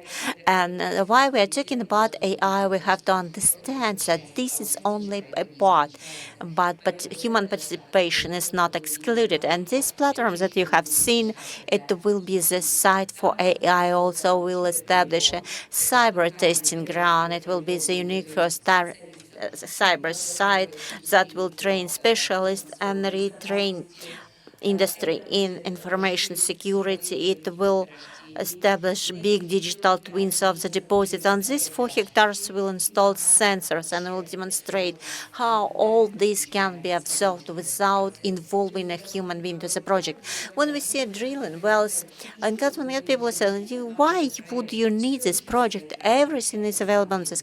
Yes, colleagues, not like this. The women who are here, they understand the values that they have to feel, to understand and touch with your hands. And that is why this unique training site was established thanks to the support of huge female community present here. I joined Female Energy Club in 2017 when I was a deputy provost for academics and international connections of Kazakhstan British Technical University. During 8 years, we have done a lot. But actually, Ms. Lizard, it is a unique, it is a great site, and I became the first female provost of Technical University in Kazakhstan. I would not know what could I do without the support of ladies sitting in this hall. Let us have applause. Any project is not just a victory of a couple persons. It is a victory of our community. We have Ms. Kamshat. Вот то, что вы поделились, Фатима Ханым, да, вот как она ушла в эту школу. Ms. Fatima Hanım, you shared on how you have been developing and growing your career. And today we have been mentioned that I have timelines. It is difficult to talk when you are the last on the list. And actually, I would like to tell you, distinguished participants of this forum, everything is established thanks to the energy of girls, beautiful girls who are present in this room. Sinpisi Raihan, Azada, who started Female Energy Club, our colleagues from Shell, from ANI, and when I provost of Technical University, but it is another history, I believe. I have such a great support, and I have Emma Monegas with the financial director is also a woman. We will create unbelievable things. And now I would like, using this chance, I would like to share that 5 hectares is a training. It's not 4 hectares. It's 4.8 hectares of area for training sites. The next 5 hectares, distinguished ladies, in the next 5 hectares, in a month, we will roll out a big project, a center of technologies transfer. At the basis of Atyrau University, we are going to establish a trans-territorial special economic zone of Atyrau region. It is a new victory of our commonwealth, and we are attracting and inviting investors. And you understand, special economic zone is taxes and preferences, and this territory will become a hub for petrochemistry also. And that is why I believe, and seems I have exceeded my time. With this, I would like to thank KAZENERGY. I would like to thank, ladies, to all of you, to those who were in the very beginning and who have been working on this project since the very beginning. Thank you very much. And today I would request the stars of today of this panel session. I would like to invite you for a family photo, and I would like to wish all of us to have new and bright successes.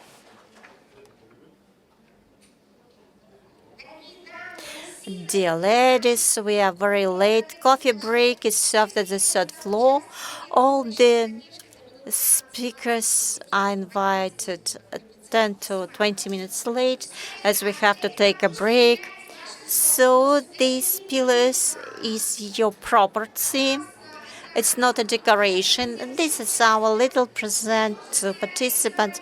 You may take them home.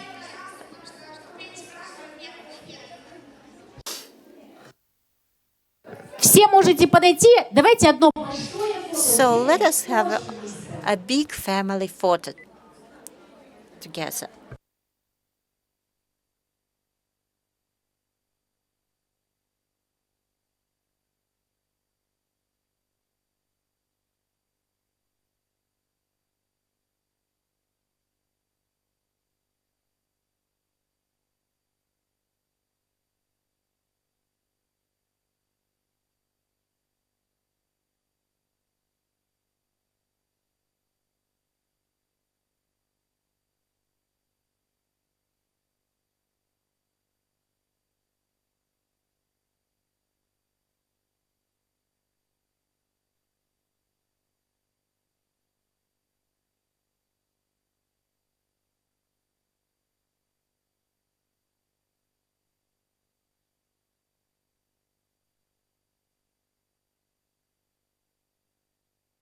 And speakers.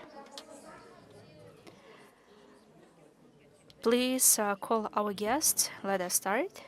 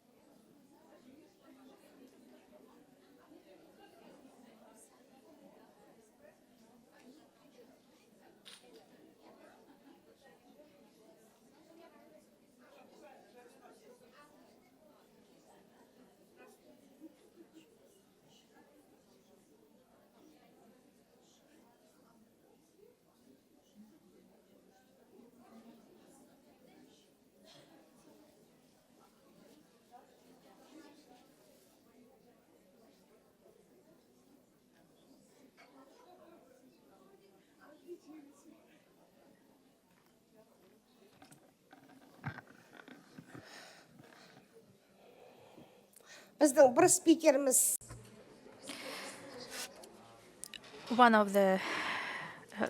One speaker is not here. We're waiting for him.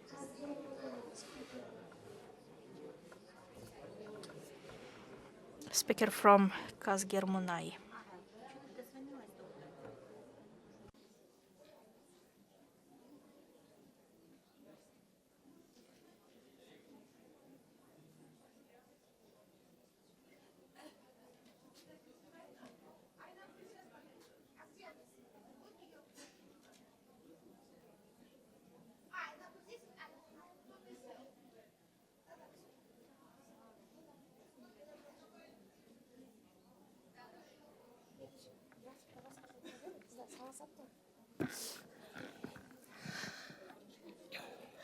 бірінші видео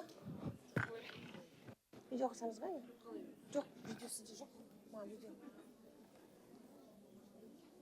сағатта тек қана сөз деп жазды маған.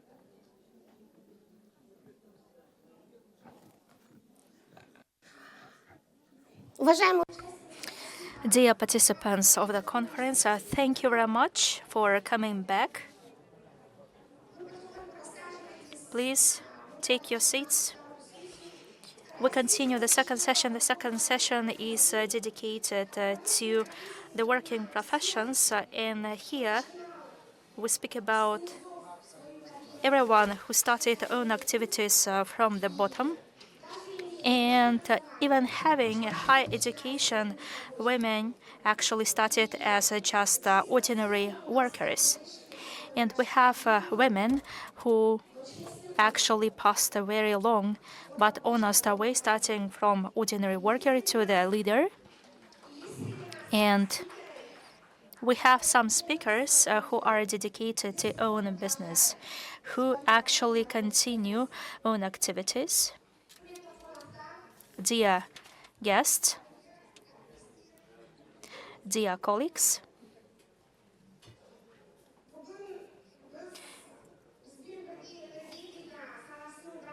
today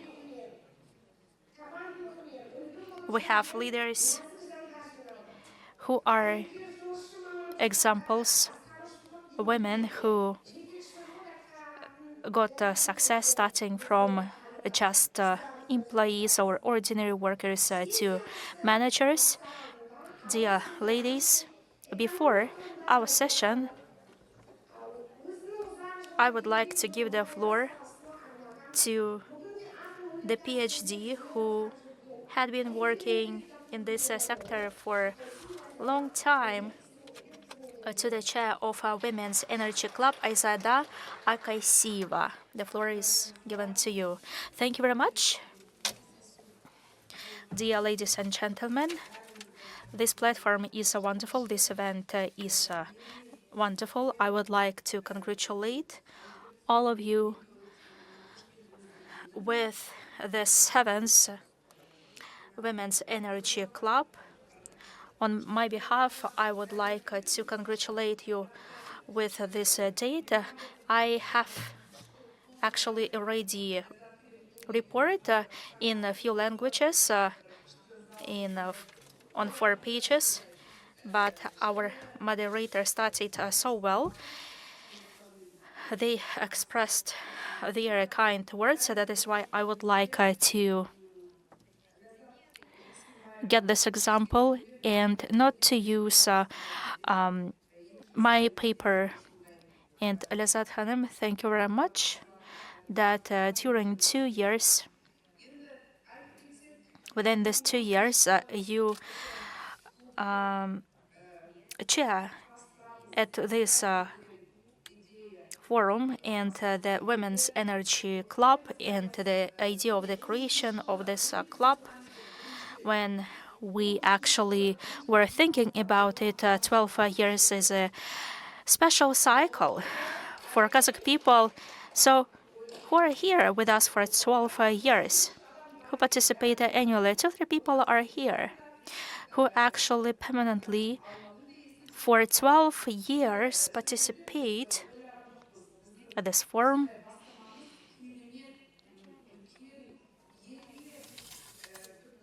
We who actually were establishing this club, we didn't expect that it would become so large scaled. Annually, we made our presentations, we made reports on our activities of this Women's Energy Club.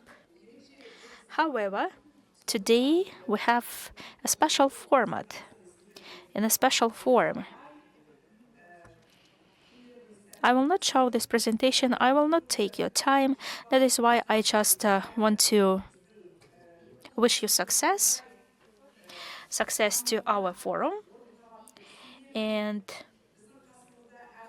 I believe that we will be useful for the development of Women's Energy Club.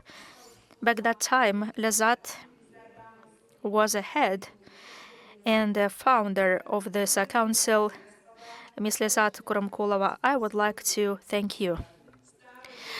Today we have old faces, new faces. Of course, everything's changed within 12 months. We actually survived in pandemic. We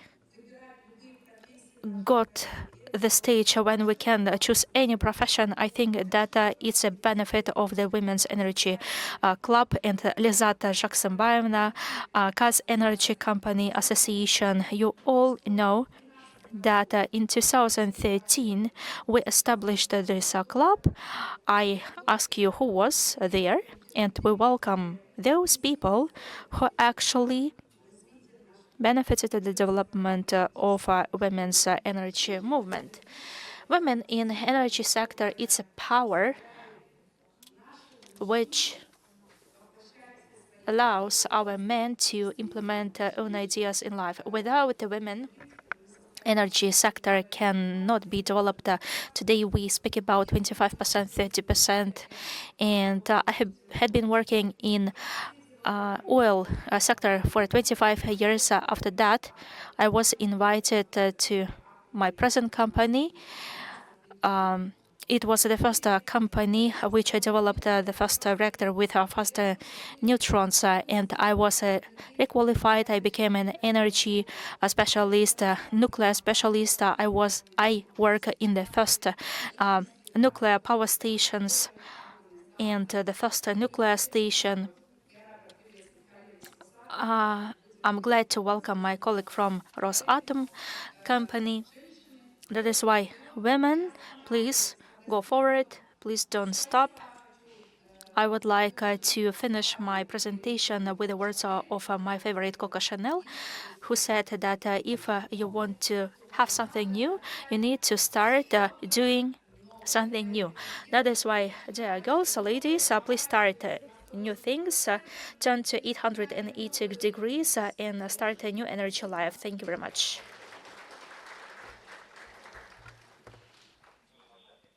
Thank you very much, Aizada.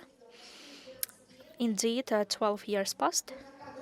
We are like teenagers today. If we look at from human age, you know that it's a hormone outburst. I understand it in a very serious way that we actually start to understand that we can change something, and no one believed in it 10 years ago, and now we started to understand that we can be separated and do something new. You know that I am behaving myself not like an organizer but a moderator. When you moderate something every month, you know, you have specific habits. If our organizers tell us that we can show the video on the screen, we have got a small video.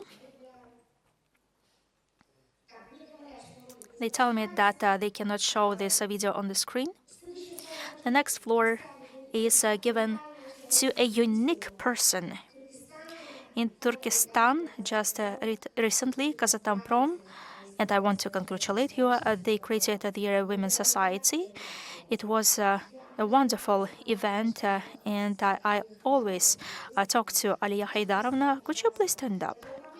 She is managing director on production in Kazatomprom company, and you cannot imagine that she's so brave to involve men when all managing directors were sitting there, and they were asked honest questions. They answered these questions. One of the questions was the following. There were different events back that day, and there was one question. Imagine that you wake up in the morning and only women rule the world. Everywhere, just women. And the question was asked, and one man told, do you have any instructions how to live in this world?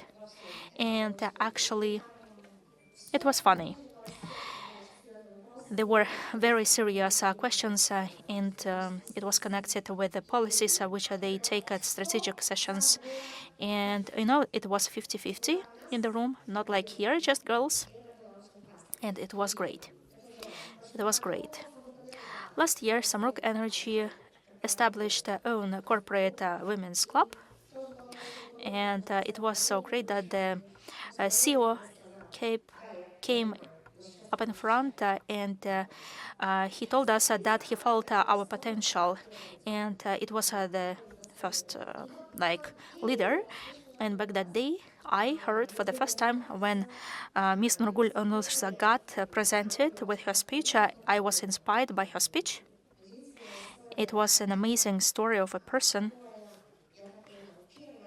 She was the first woman, deputy general director in industry, in the nuclear industry of Kazakhstan. That is why the floor is yours, please.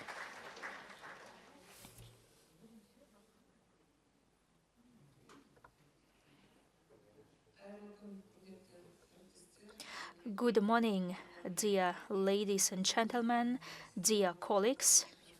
I'm very pleased to be in such warm and friendly company of women. Thank you very much for this honor and giving me the floor. I would like to thank the organizers in our organization in Kazatomprom. We also created an energy club, women's club, and we just use your example, and we created our own society. So the topic of our today's panel session is special, and I would like to start with my story.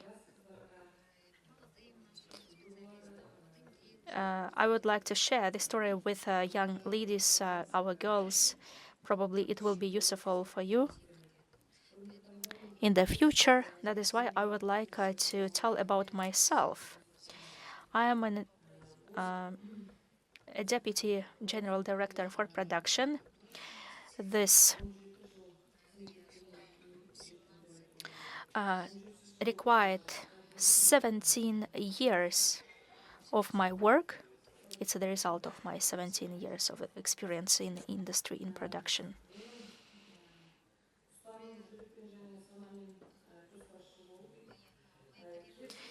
My career started with small steps.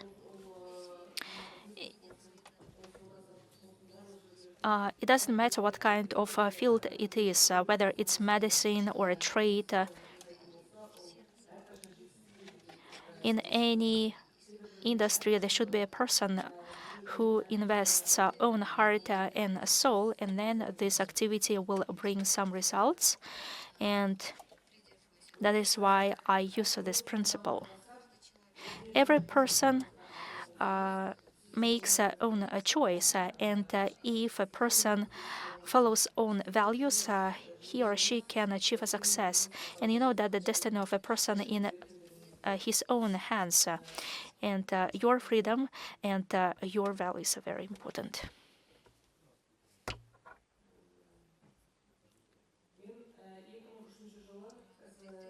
In 2003, after graduating from KAZENERGY, named after Satpayev, with a degree in geology, I worked for 5 years at one oil company. After university, I was a young specialist.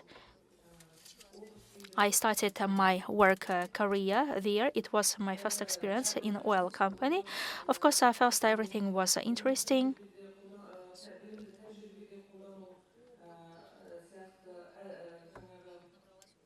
I gained my experience. I applied my knowledge, which I received in university. I developed my skills. I was communicating with my colleagues for 5 years, and in 5 years,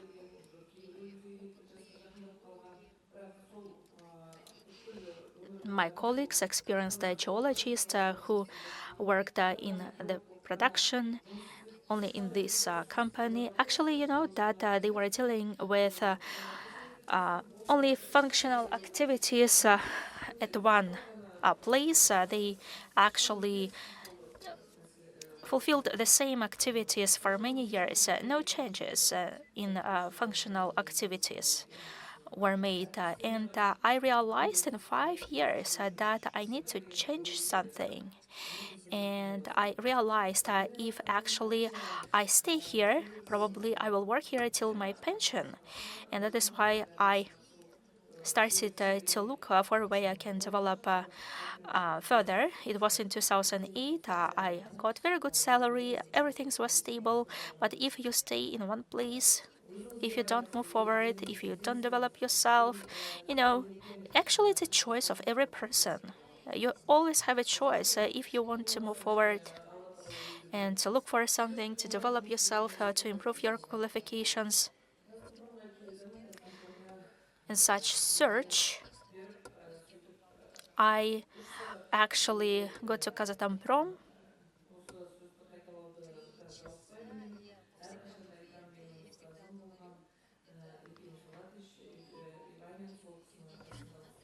I always actually remember about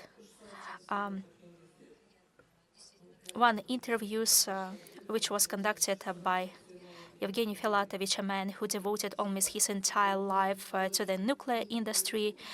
And it was 3 hours of questions and answers, and not only of professional maturity, but also who are the parents, where do they work, married, is there a boyfriend, what are you interested in, and so on.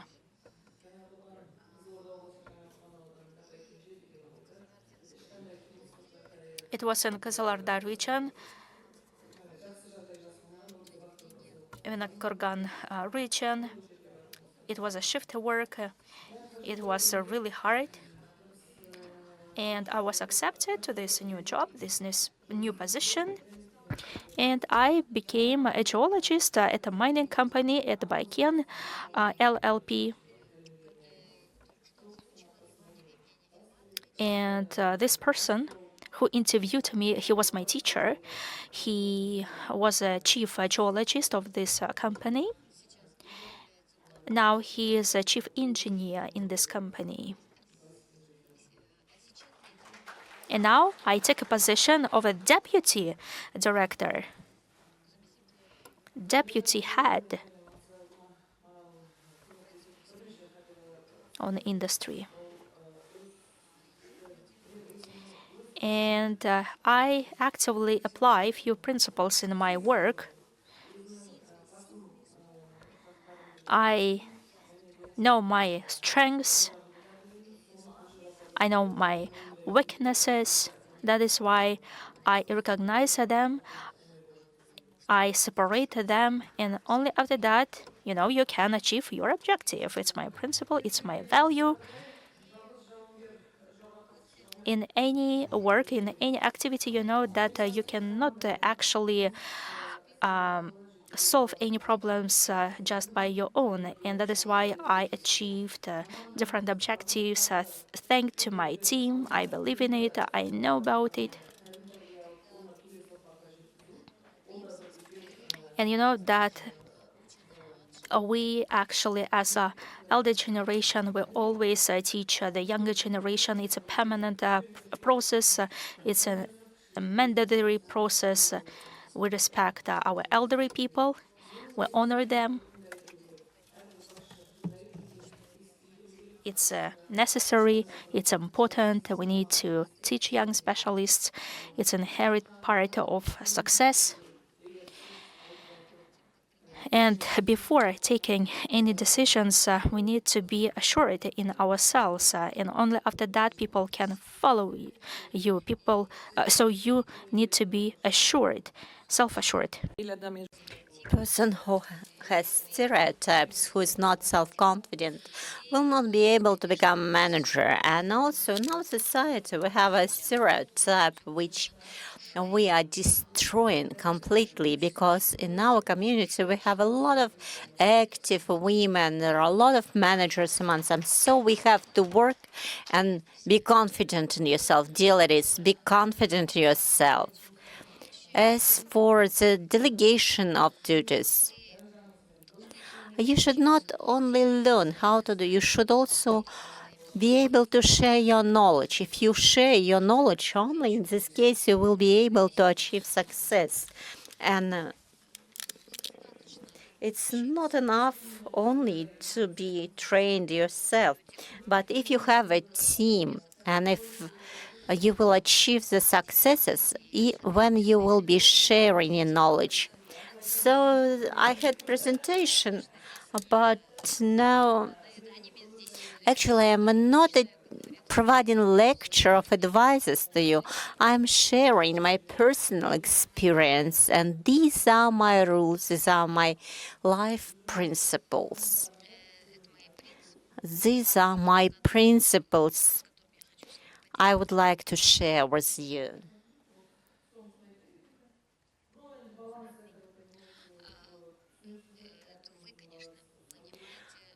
Actually, you understand, we should be in balance.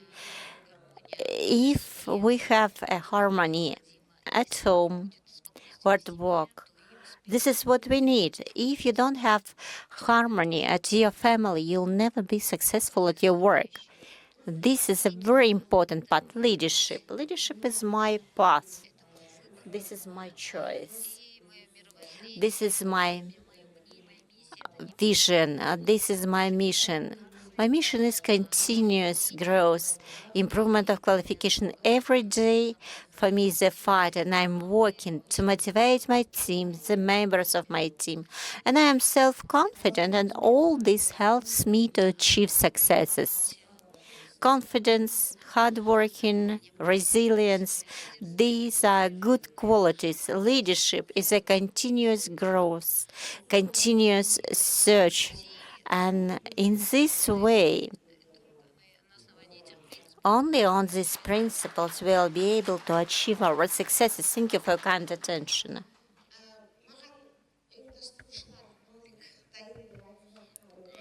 I would request the organizers to switch on the videos. Before I switch the video, I would like to ask you a question. You have shared your principles on how you're following them. You shared how with your achievements. In our opinions, in the traditional spheres which are dominated by males, what qualities should have women? Three main qualities to be successful. The most important thing the women would need is to be committed to your principles and to your work.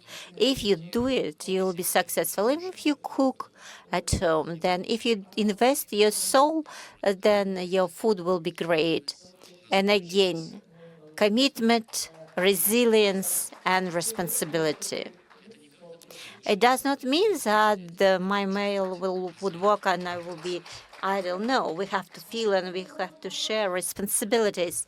So the video is ready and it can be demonstrated.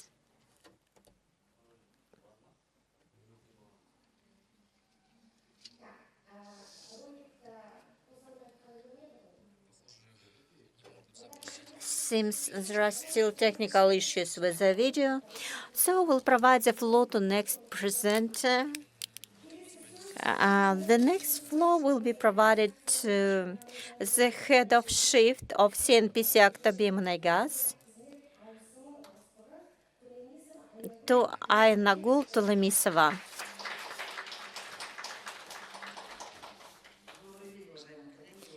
Good afternoon, distinguished colleagues. I'm very happy to see all the leaders from different sectors and professions. I would like to share about my history, how I got into oil and gas sector. In 2000, I worked as a laboratory collector in a drilling company. I disliked this work, and I got to the second refinery. The second refinery was started, and I started working as an operator.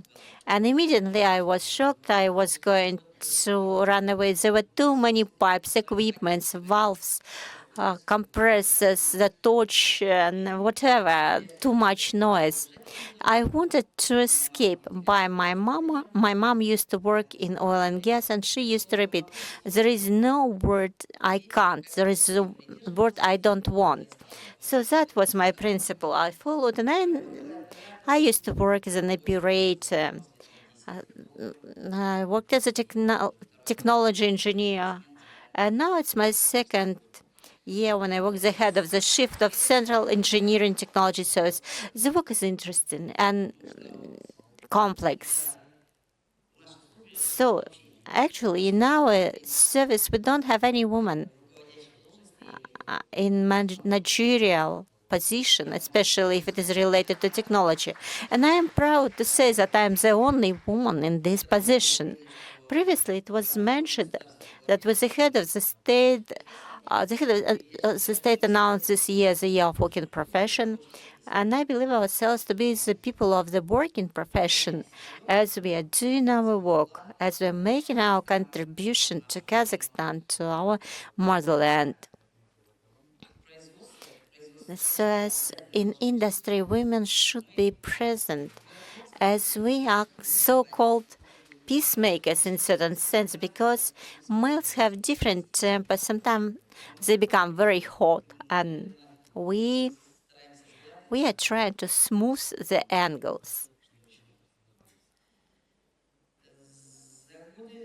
During these years of work, I have seen a lot, as all of you maybe, both difficulties and joys.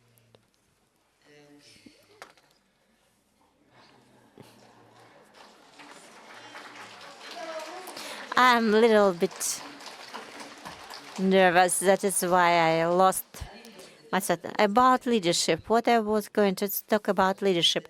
Leadership does not only mean a high position or a personal office. The thing is, we should be understood, and people should see us, people should respect us and value us in our teams, especially on the 8th of March, the Women's Day.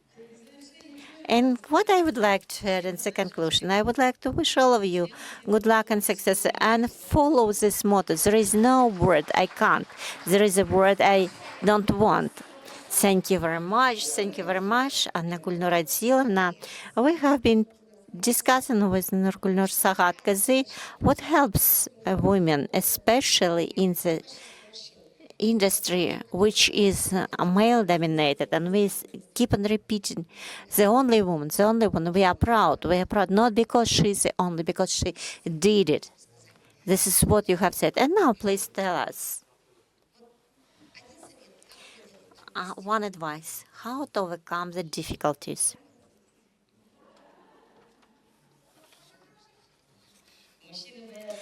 Some males are afraid of attacks. Do attack, even though if you are mistaken, do attack. But she is correct, Anna Gulnur, as once I got to the office, there were only males, about 20 of them. I did not expect myself to be alone, but I cannot see faces without my glasses. When my glasses were in the back, I just took a vacant place. I did not know that this place is not for me. And after the meeting, I was said we were shocked and we were afraid of such level of self-confidence. If I were wearing glasses, I would say no, I shouldn't. But I came and I sat down. I said, it's okay. Then I put on my glasses, and then it appeared that this seat is not for me. But I was said that your confidence was of essence. This is what our colleagues said. If you are brave enough in the things that you are doing, they will step back. And we said that we must be brave. So is the video available? Please switch on the video.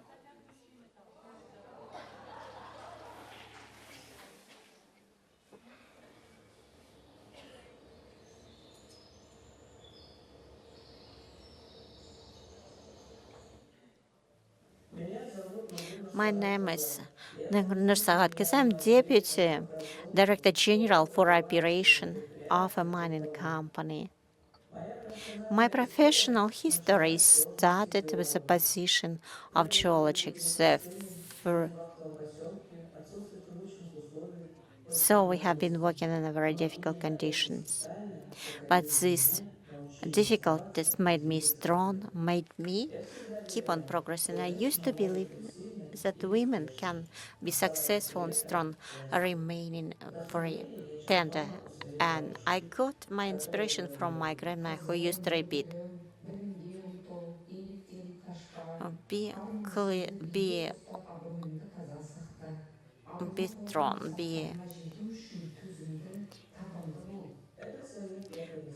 So this is a wisdom I used to repeat in all my career, from geologist to the head of a company. Now I'm sure that the manager should inspire, support, and help colleagues achieve their capacity.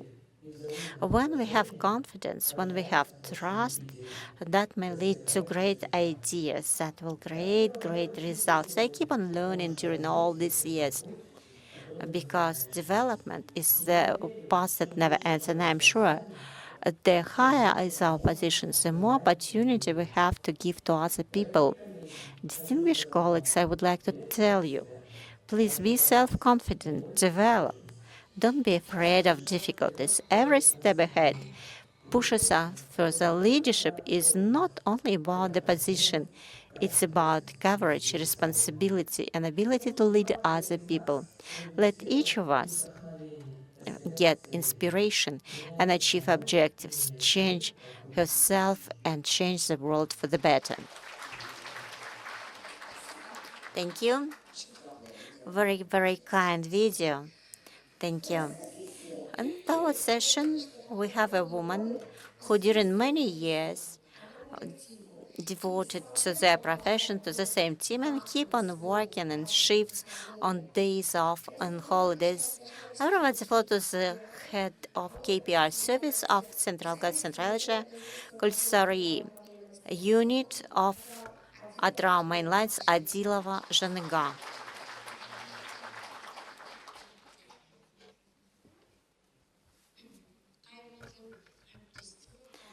Good afternoon, distinguished ladies and gentlemen.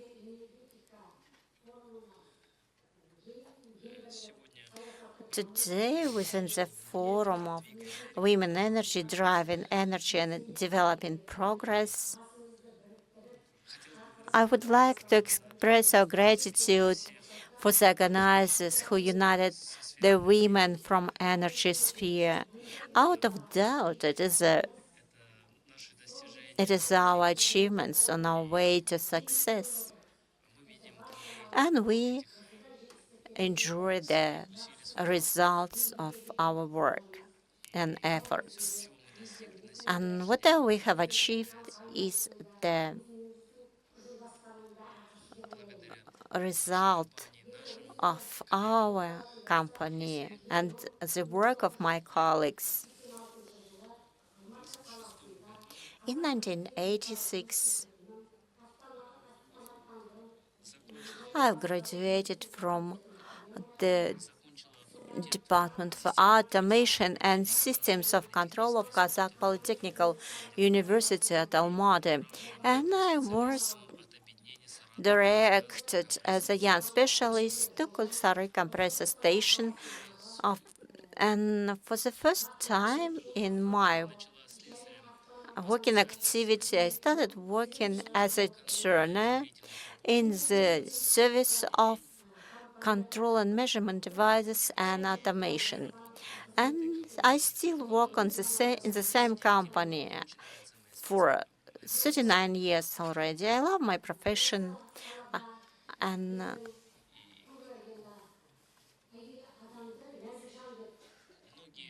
you see, many people perceive us as women, as weaker sex. But when you know your profession, when you are a professional, when you understand your responsibility, you feel the inflow of energy you have never known before. You have never, and actually you're taking efforts to be on the same pace with males, and you try to fulfill your work perfectly as well as males are used to do. And in this case, you feel very high pride. And Kazakh people used to say that women is mothering a baby with one hand and mothering the world with another hand. Actually, it's true not only for the industry. Women can be successful both in professional sphere and in personal life. And women have the art of combining these two spheres at the same time. It's my first participation in such an event like a forum, despite of my 40-year experience. But I'm very much inspired with this friendly environment here. Open speeches, and despite of, and here we are sharing our experience and knowledge that we have developed during all our life. Atyrau, Mangostau region, Aktabe, all of us are sharing our personal experience and our successes and our jurors, and I would like to thank the organizers for this event that allowed us to gather the women from this industry and also improving our motivation. And we become even more self-confident that will contribute to more active work for the benefit of our company. And this activism of women will improve our self-confidence level, and that will contribute to the improvement of the image of our companies.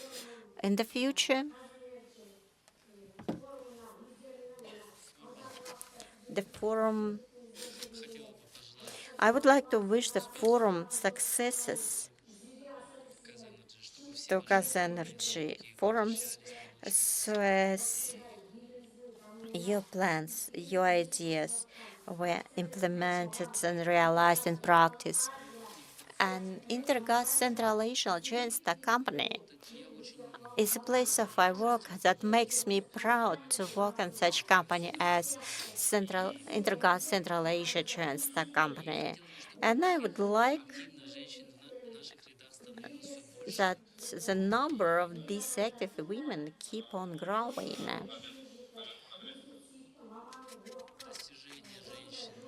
Achievements of women. Sure, we have young girls who are committed to their work. They're quite numerous, and we want them to be employed and embraced.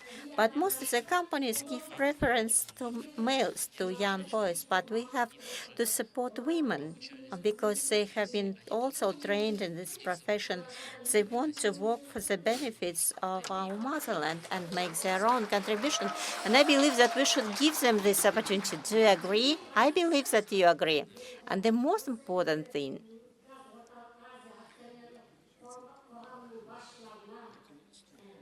as a management of Intergas Central Asia Joint Stock Company, as a director of the affiliate, Atyrau affiliate, to Murat Tursunbayevich, to all the management, to the head of Culinary department, to Mr. Alibek Karmanov, to all our colleagues, I am expressing my significant gratitude as they have supported me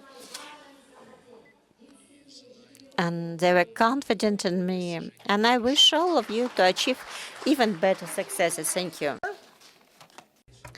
Thank you very much, Ms. Adilova.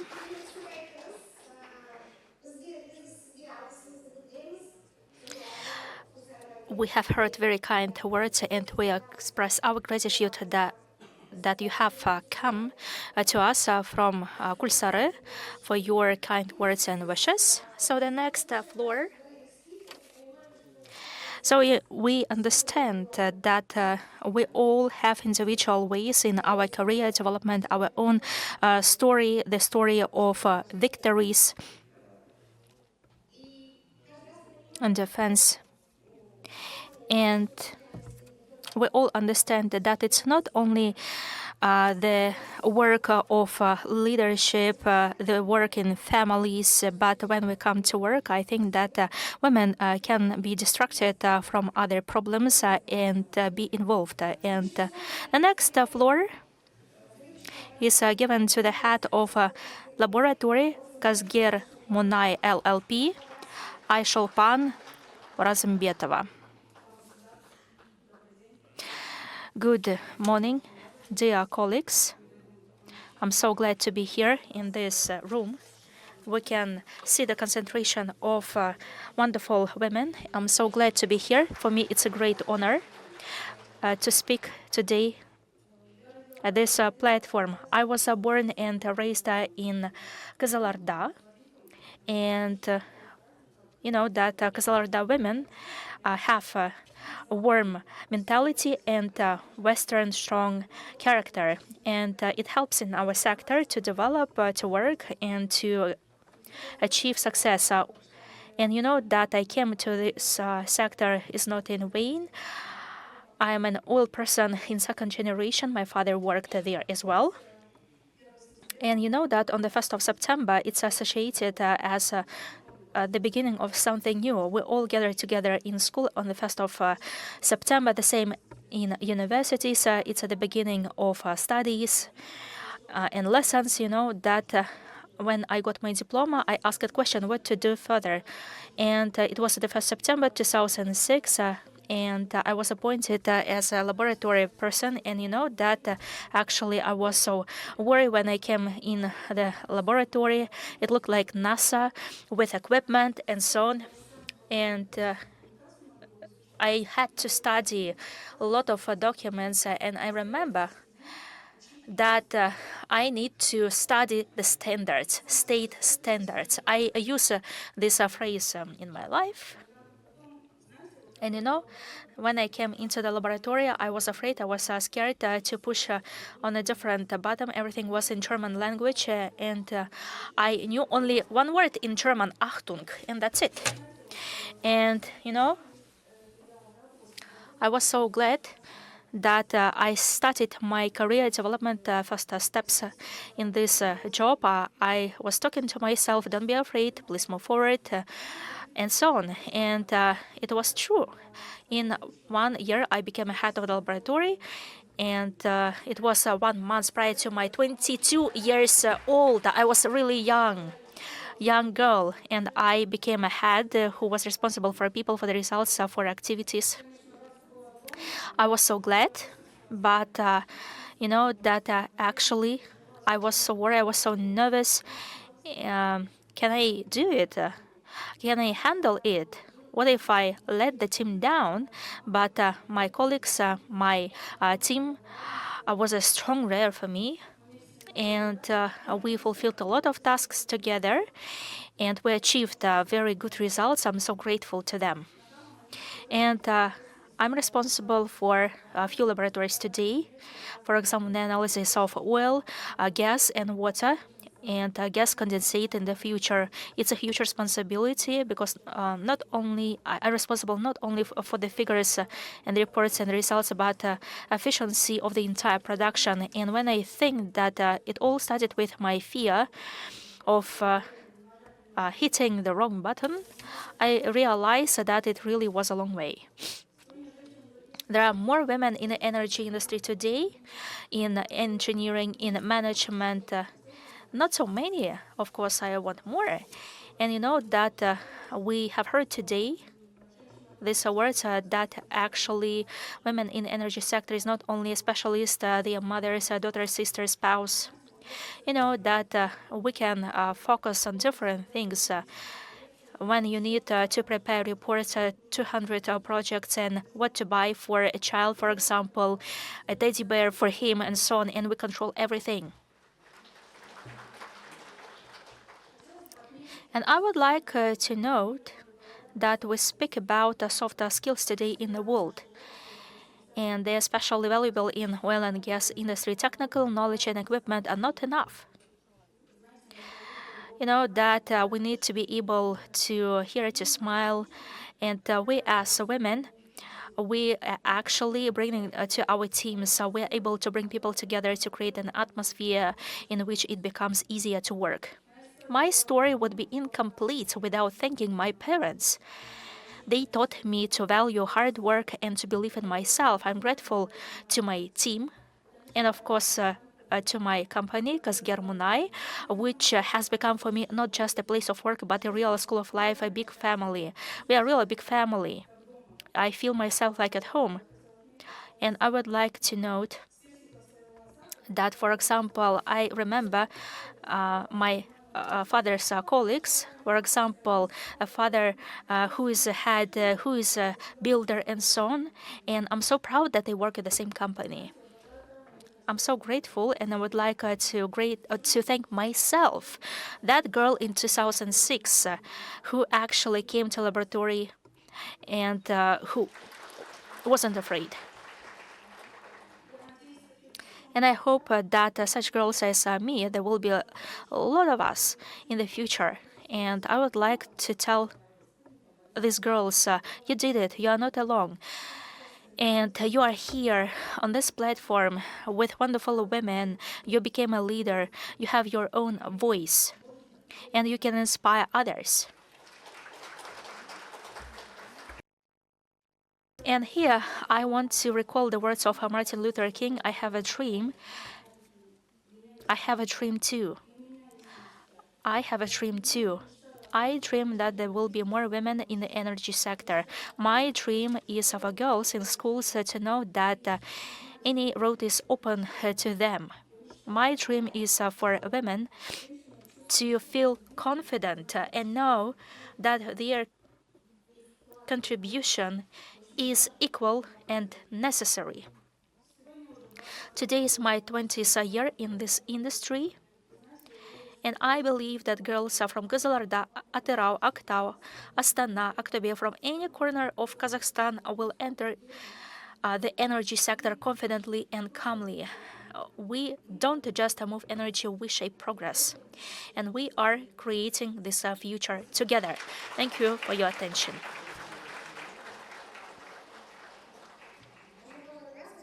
Thank you very much.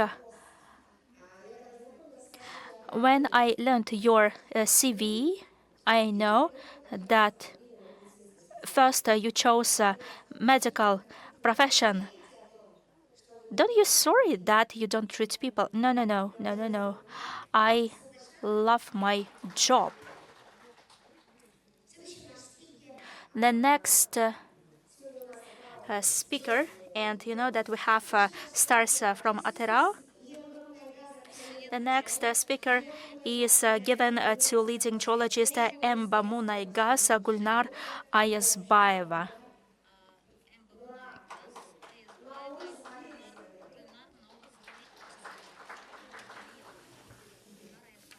Please, the floor is yours.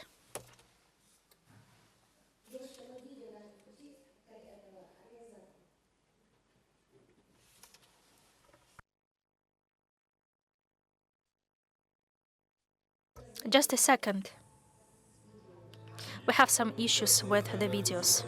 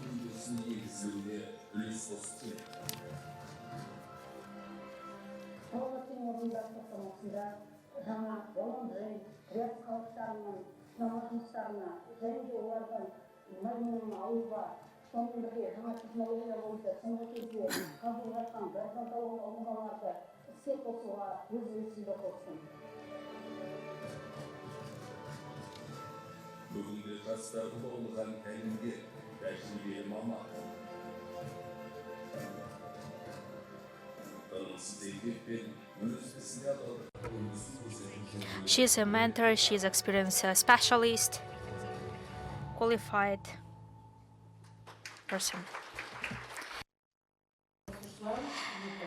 Dear participants of the forum, dear colleagues, dear ladies, I would like to express my gratitude for the opportunity to speak at this forum today. It's a great honor for me, and I'm glad to share with you my many years of experience in the oil and gas industry.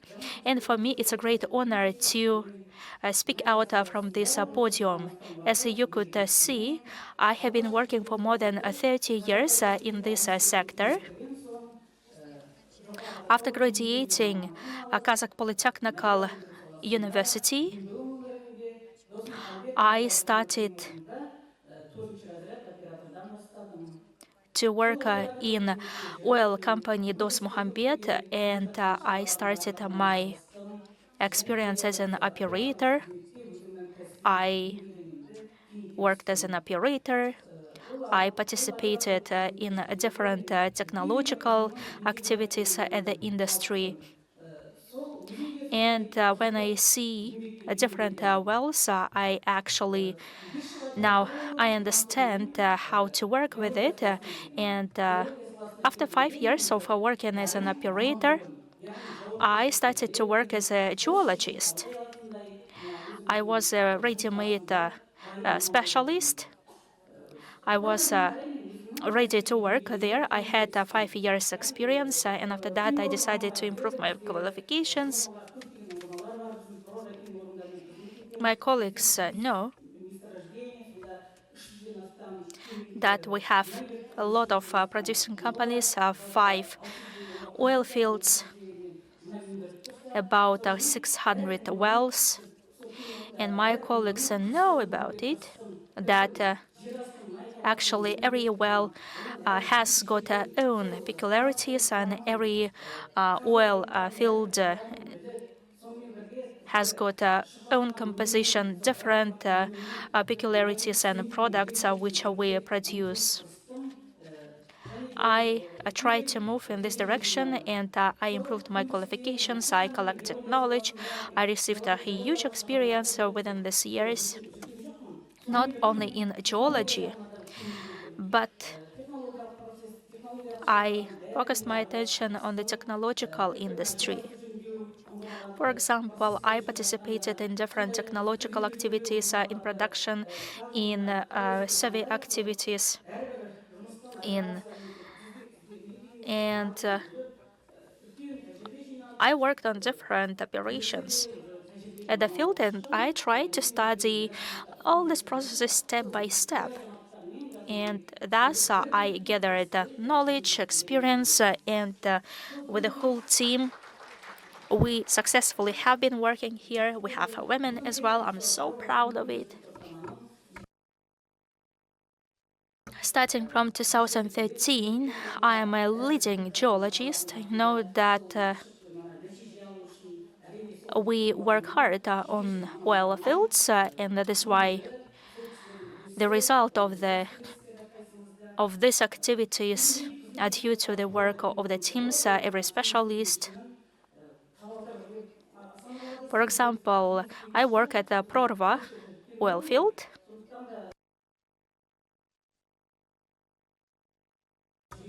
It's one of the structural divisions in our company, and together with them, we developed the oil system of Atyrau region. It's a strategic, huge oil field, and 45%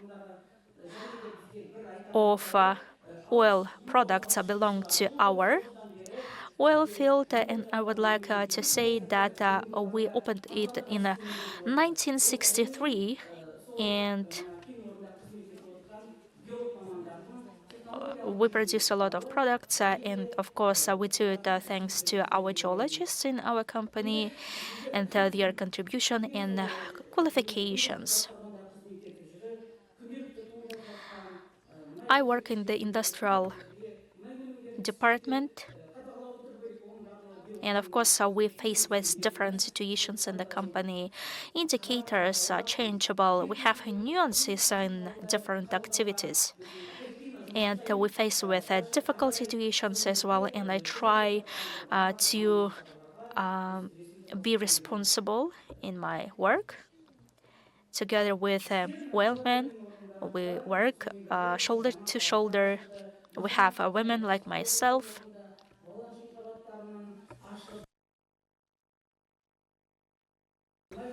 We have development activities, we have research activities. In our industry, we can see positive results. And we can see that actually the rate of production increased by 14% thanks to modeling of geological activities in our Prorva field. We apply new technologies starting from 2019. For example, drilling of horizontal wells and their development in the province group of fields in 2018.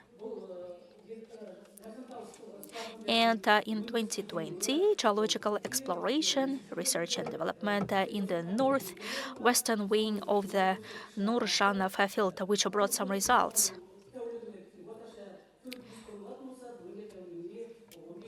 For example, today these indicators increased by 15-20 products, and In general, I would like to say that we work with vertical wells as well, which requires a huge experience. Personally, myself, I work with these wells every day. So mostly we work with horizontal wells, and I was interested how to work with vertical wells. And I tried to study the details of these activities on vertical wells. In details, I tried to improve my qualifications.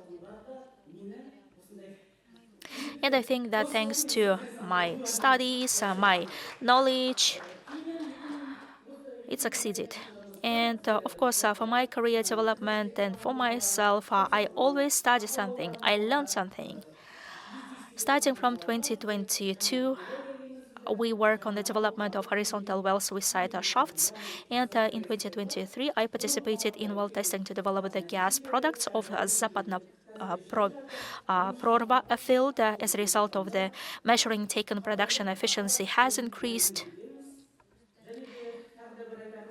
Operational reserves have increased. A significant contribution has been made to the performance of the joint stock company and contributed to bringing the company's oil and gas industry to a new level.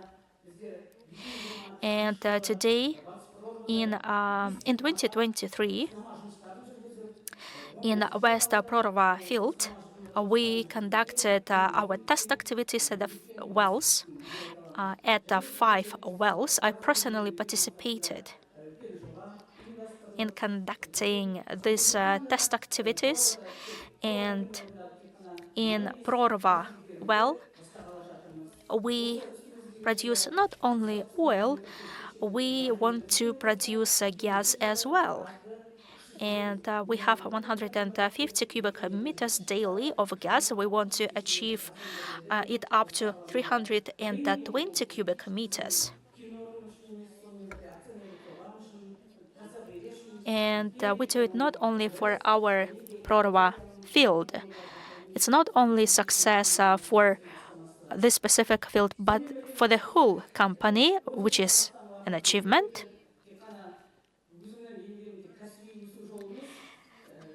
And more than 30 years activities of my work from an operator to a leading geologist to path to success is not only personal professional growth, but also a contribution to the development of the country's oil and gas industry.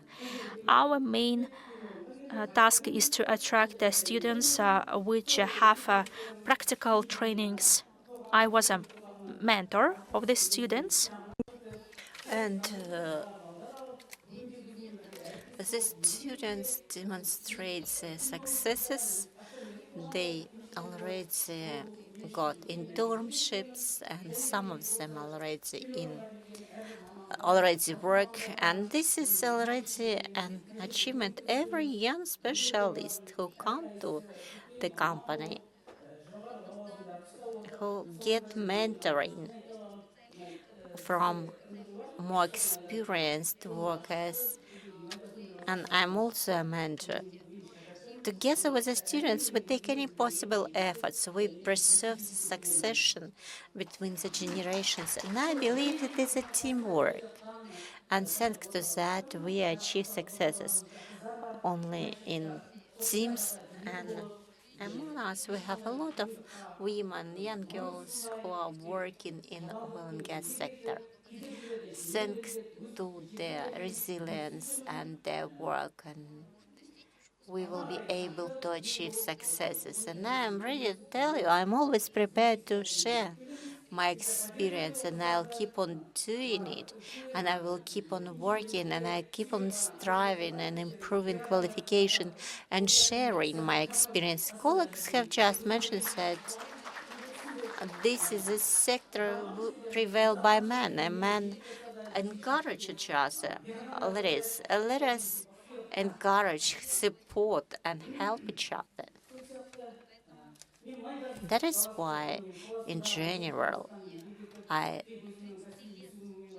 have been working for more than 30 years in this industry, and I would like to tell you that even a small contribution I have made to the oil and gas sector, to its development, I believe I made my contribution, and that is why every person, every woman, if she adores her job, if she is committed, if she takes efforts, all this will result in success.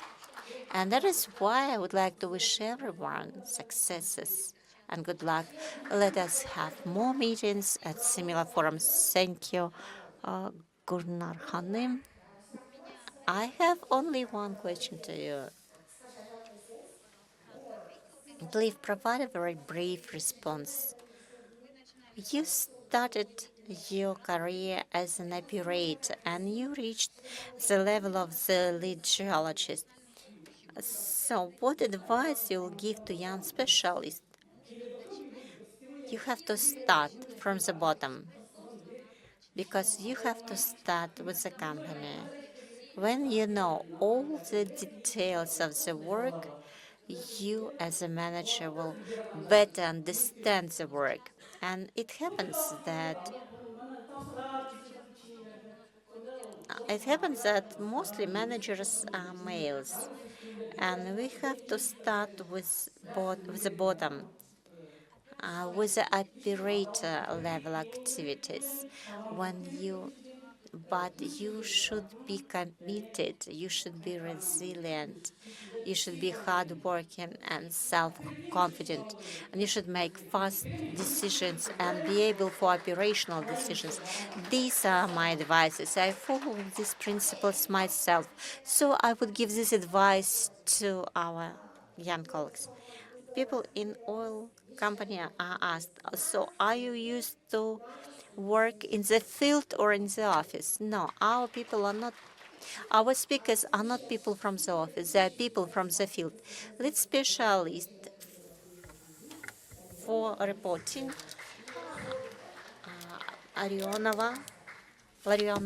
Miss Larionova, please switch on the video.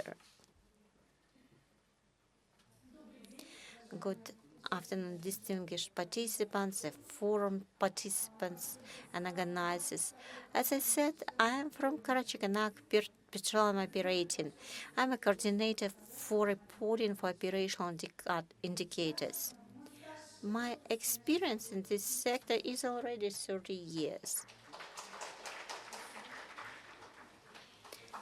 I'm a person in oil industry, the second generation of a family. I remember Karachaganak from its first day. The time I was 8 years old, since its first office, since its first operator, Karachaganak Gazprom, where my mom used to work with since the early days. And here I got the love to the profession that became the profession of all my life. So the key task as a department of production is a controlling accounting production processes. My task is daily accounting and control over the processes of accounting of the indicators of production, preparation, treatment, storage and reinjection, and the losses of hydrocarbons at Karachaganak deposit.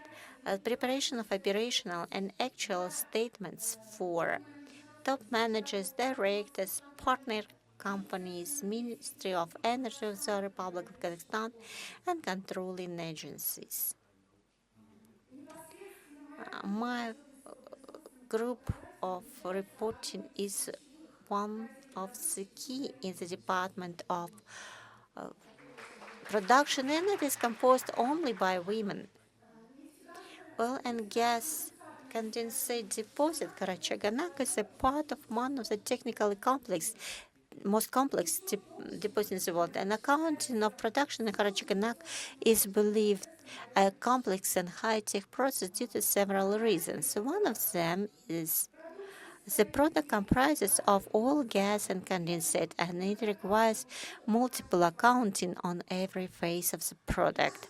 Our team took part in all the processes of digitalization of Karachaganak deposit as a part of national program called Digital Kazakhstan to optimize the processes of production and automation of reporting. My personal contribution, and I would like to reiterate the contribution of my team into the development of Karachaganak field, consists in active participation in the projects involving the introduction of technologies, automation, and optimization of processes, such as development and advancement of a product data management system in collaboration with theater, a leading IT servicing company in Northern Europe. The Petroleum Engineering Department and Petrotech team, as well as we participated in all subsequent projects of its update.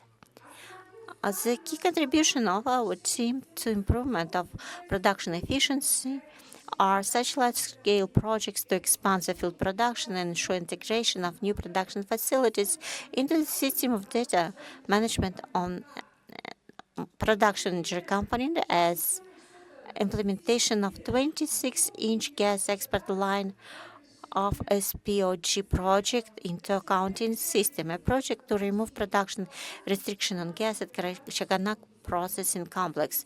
That was one of the most complex projects. To increase gas production volumes and extend the field's operations in life, 24-inch pipeline and 4 gas injection compressor and integrated gas treatment plant were integrated into the production accounting system at the installation of key EPA2. So, as well as a project of expansion of capacity known as 1A, that includes the station of remote manifolds, one separating trunk line of reinjection, and the 5th compressors of reinjection of gas into the formation to support the formation pressure. On top of that, one of the biggest projects was the project of integration into liquid hydrocarbon export account system of a new tie-in to the gas transfer pipeline. This is a Kasimova pumping station. In accordance with the project of export of oil to transport system Karachaganak Atyrau, all these technically complex projects have made it possible to increase gas processing capacity and maintain oil production and export at a high level. Thank you. The key difficulties that the female specialist in the Department of Production is facing is a harsh competition with men. Oil and gas industry is historically dominated industry, and traditionally there are few women in technical positions. In our department, women mostly hold the position of specialist, less of an engineering management position. In our field of activity, the production performance reporting department involves working with extensive databases, preparing reports in the specified forms within specified deadlines, and requires organization, accuracy, precision, attention to details. Women, at average, are better doing routine work, even if it is monotonous and takes a lot of time.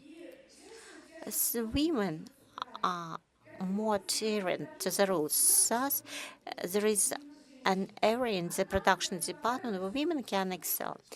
However, I would like to say that equal opportunities for growth should be created. And I am sure that for some women, participation is very important for company industry. Women make their unique contribution to the development of ethical and responsible corporate environment. Working at rotation base at the field site is a serious undertaking even for the most resilient men. For women, this path is twice as difficult and therefore twice as worthy of respect. We can be strong, confident, and when it is necessary, and when we face challenges and stereotypes. During the pandemic, when the whole world switched to the remote working, we remained at our post and The above-mentioned project were implemented by us into a system of energy component during the pandemic time. We have been awarded with the letters of gratitude for the contribution to the work of the company for ensuring smooth operations of Kazakhstan field during coronavirus pandemics. Thank you. My professional goal, considering my experience, is to pass on accumulated knowledge and practical experience to young professionals, helping them to be confident in the profession and realize their potential in oil and gas industry. I encourage young professionals, especially ladies, to come to the industry. Today, the oil and gas industry is changing, which means for women and girls we have more opportunities. The unique opportunity to develop a career while remaining a beautiful woman, mother, and a wife, and balance it between family and work. As an example, I would like to tell the story of my colleagues. You have seen them on the slides today. Some of them are present in this room. They are mothers of broad families and an example of inspiration for us. And in conclusion, I would like to thank the forum organizers and the colleagues for brilliant organization and high professional level of this event. You raise very important topics of the role of women in energy sector and its contribution to the development of the society and economy. The forum has turned to a strong platform for experience exchange, inspiring stories and new ideas. It would allow women to reach their potential, occupy leading positions, and make their contribution to the development of energy sector. Thanks to your efforts, these events both unite professionals but also shape the atmosphere of support, respect, and equal opportunities. Thank you for kind attention. Thank you very much, Marina Sergeyevna. In your speech, you mentioned about the period when we cancelled a very long list of 200 professions where women were prohibited to work. There were some reasons for that, as reproductive period, so on. But working on shift, it's still an issue. Working on shift, sometimes it is difficult, not only for women, but also for men. And what in corporate culture and labor condition of your company was done so as to make the special forms of work convenient and attractive for women? Briefly, please. Please switch on the mic.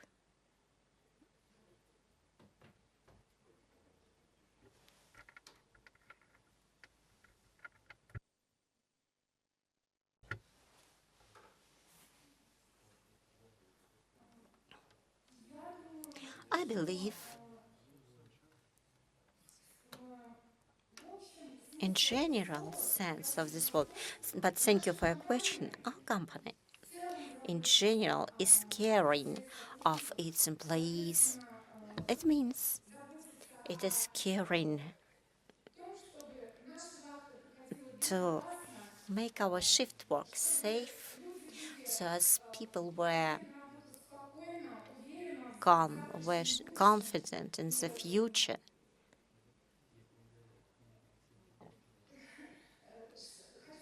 And I would like to tell you that the company is adherent to safety policy. And is my understanding correct? I believe that in this case, and now our company has organized a corporate ethics in such a way that made us protected from any possible side, including operations, and labor safety rules are adhered. First of all, you see, at the forums we always have a question of safety. It's not just the HSE we use to it. There is some hazard at safety, hazard and safe workplace, and it is very important also for a woman. And quite recently, there was a seminar on HSE, and the country starts discussing the Convention 190. and harassment at the workplace. And this is true about energy sector, because in our companies we have most of these policies, and they become a part of an image of working atmosphere and working life. And that is why the issue of safety is always discussed at female forums. And I believe it is the appropriate message, and that should be the narrative of this forum. Thank you very much for your speech, for your being so open with us. Women whose speech I read, she was speaking that it is very important for a woman, even more important than for men, to enjoy the family support. And I would like to address to my colleague.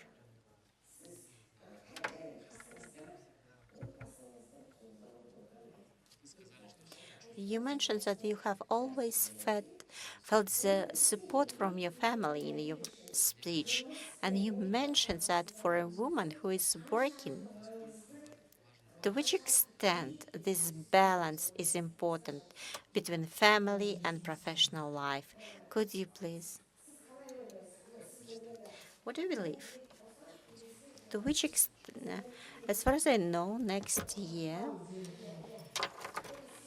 you will retire and you have significant experience. You used to work in operational sites. For the women who are working in operational sites, to which extent the balance between family and professional life is important?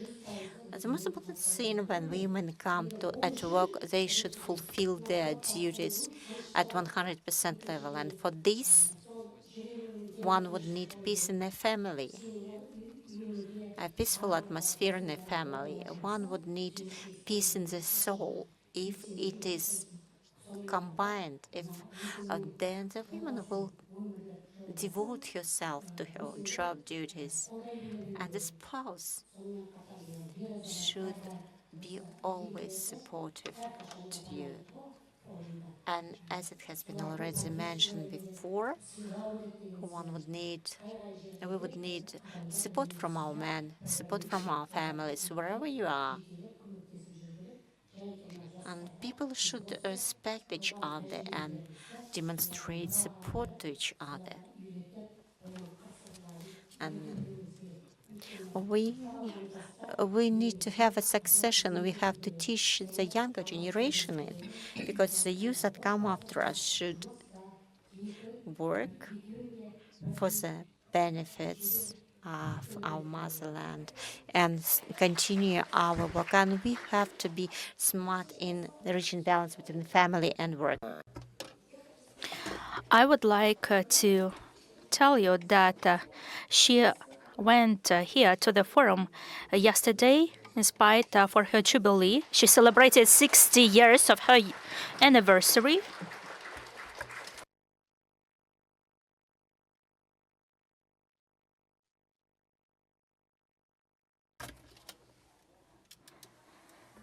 The microphone is off.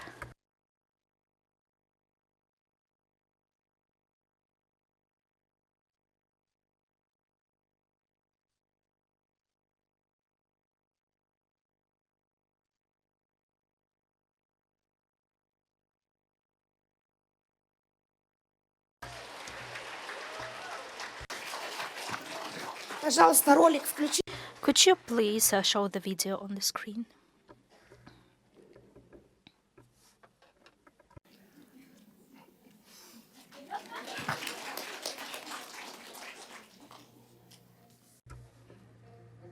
Меня зовут Фатима. Я электромонтер по обслуживанию подстанций. Более 30 лет моя жизнь связана с электроэнергетикой. 27 из них в компании КИГО. Моя специальность не только профессия, это настоящее призвание.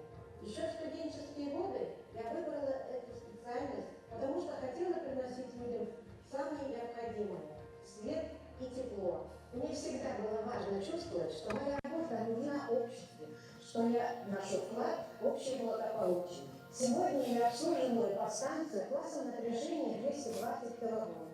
Наша задача заключается в контролировании работы оборудования, выключателей, трансформаторов, работы системы защиты. Каждая мелочь имеет значение. Даже небольшие неполадки могут оставить целые города и села без электроэнергии. Мы проводим профилактику, измерения, осмотры и всегда готовы оперативно устранять неполадки на подстанции. Здесь нет места случайности. Требуется ответственность, полная отдача. Моя профессия научила меня верить в себя, в свои силы. Я вижу, что мой труд приносит пользу людям, делает их жизнь комфортнее и безопаснее. Радует, что компания ценит наш вклад, а коллектив для меня стал настоящей семьей. Как женщина в энергетике, я особенно горжусь тем, что смогла реализовать себя в такой серьезной и ответственной сфере. Для меня энергетика – это не только техника и оборудование, это еще и забота о людях, их уюте и спокойствии. Свет, тепло и надежность – вот что дали каждому дому. Спасибо большое. Thank you very much. The next floor is given to our speaker, Ms. Fatima Galamova, substation maintenance electrician from Southern Network, KEGOK, joint stock company.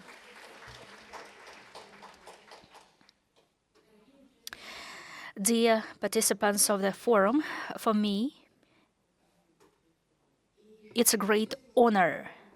And frankly speaking, it's one of the notable events in my life. I sincerely thank the company and the management of KEGOK for this gift and your trust. I have been working for many years as a substation maintenance electrician. It's not just a profession, it's my destiny. And every time when I go to my work, I think that everything should be okay, that every house should have a light, and that our networks and lines should be reliable, that the country should live in peace. And of course, I face with difficulties, shifts, in troubles, and so on, but I understand that I love my job so much.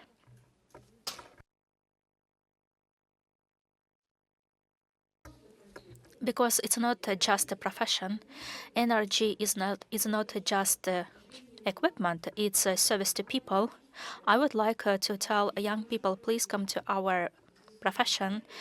We need to be loyal to our work, and then you will be proud and joyful for your work. And today I'm happy. I'm happy that I connected my years with this job with such wonderful people. I'm grateful to the management and my teams for the trust and support. Thank you very much.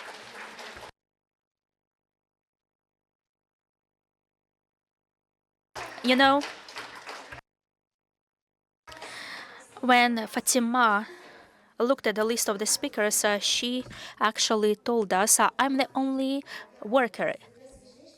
Yes, you are, but we have women who started as ordinary workers, but you are so loyal to your profession as an ordinary vocational worker.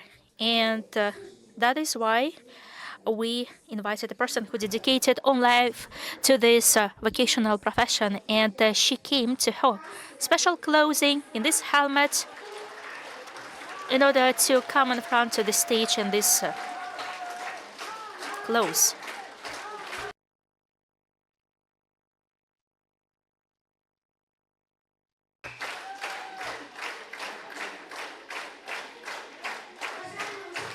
Dear participants of this forum, dear ladies and gentlemen, now we are moving to award ceremony honoring women in the energy industry. On behalf of the KAZENERGY,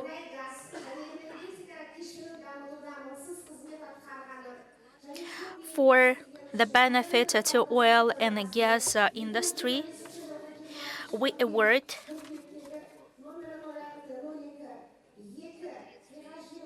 according to the decree of KAZENERGY celebrating 20 years anniversary of KAZENERGY, we award Рамазанова Лязат Кирмкуловна.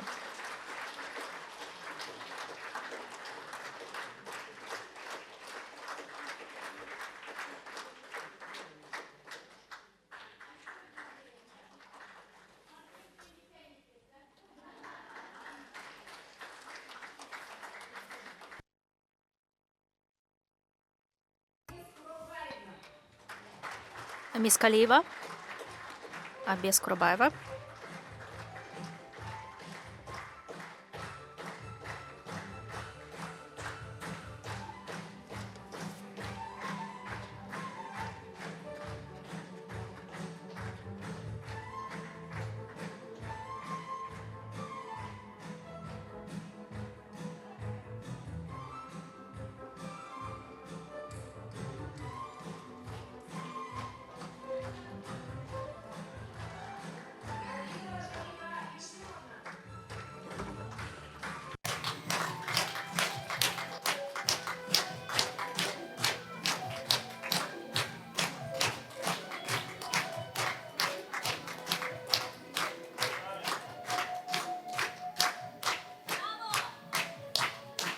Нұрсағат Нұргүл Нұрсағат қызы.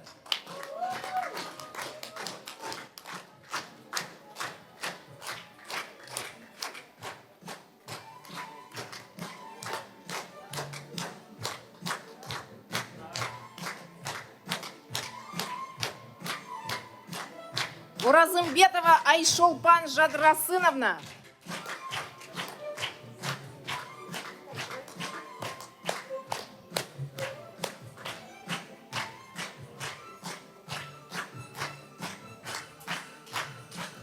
Галямова Фатима Харисовна.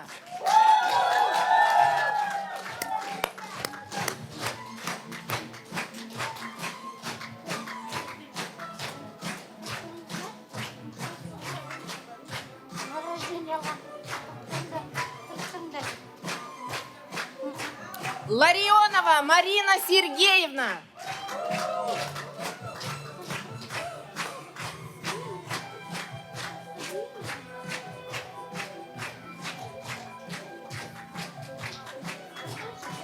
Тулемисова Айнагуль Нурадиновна.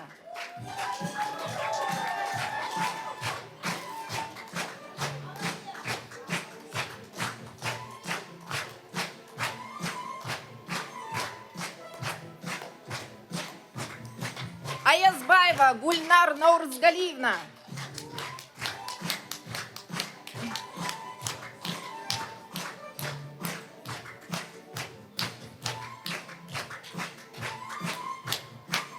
Семенова Елена Павловна.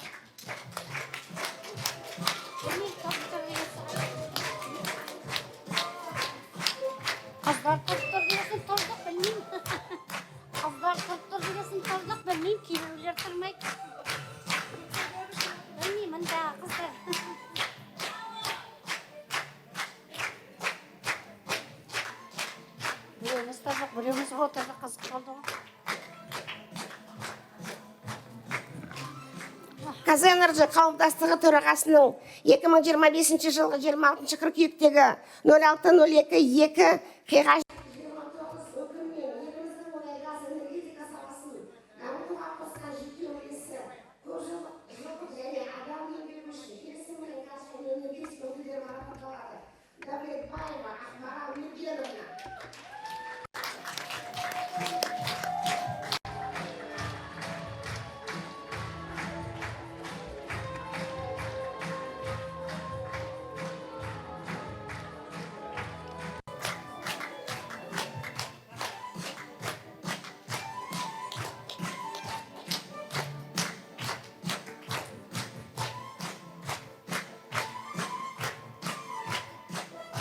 Және Бекмурадова Адимай Бекмурадовна.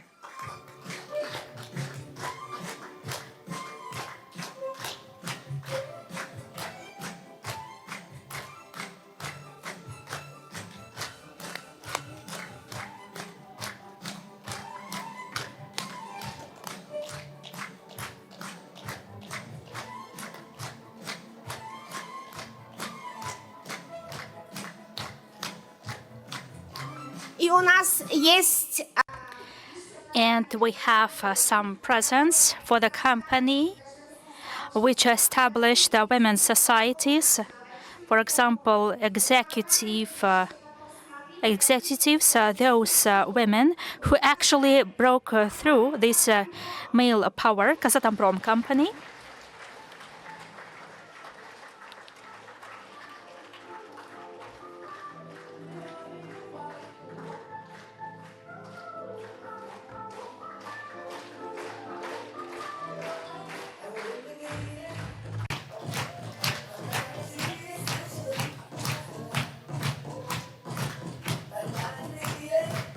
мы приглашаем на сцену.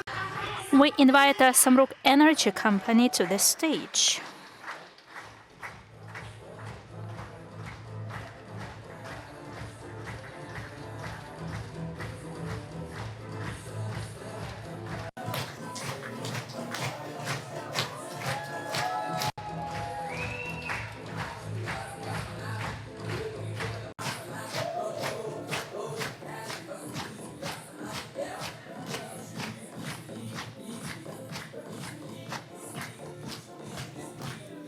И, конечно, сегодня And of course, we actually want to award a company which supports us for so many years, Tengish Royal Company.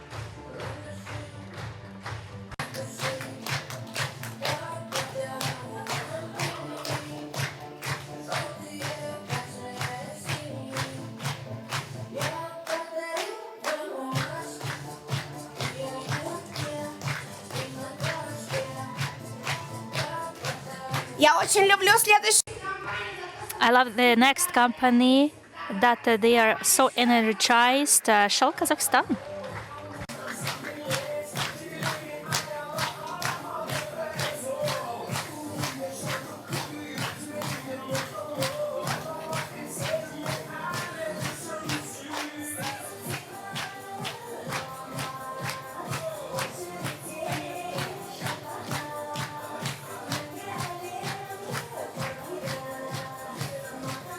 Еще одна компания. Another company which supports us despite sometimes it's so hard to combat our bureaucracy, KPO.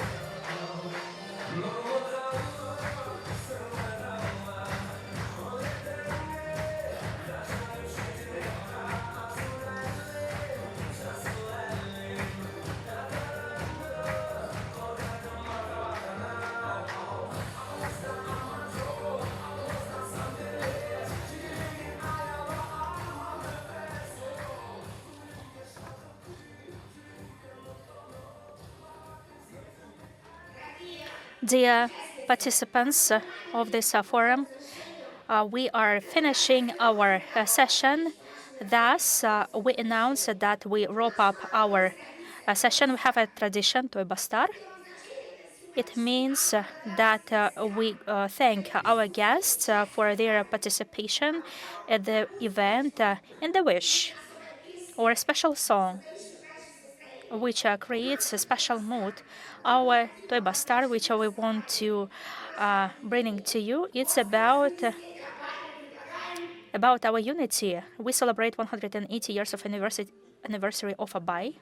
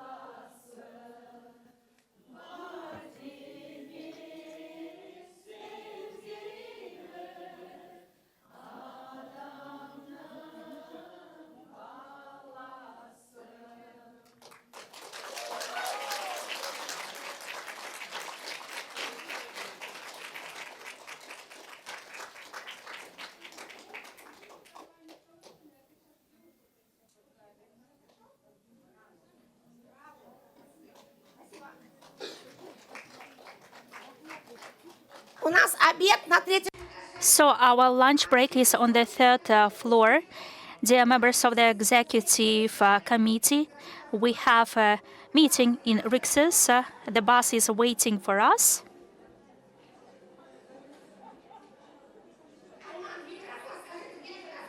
So where is the bus? Could you? At the central and there. At the central door.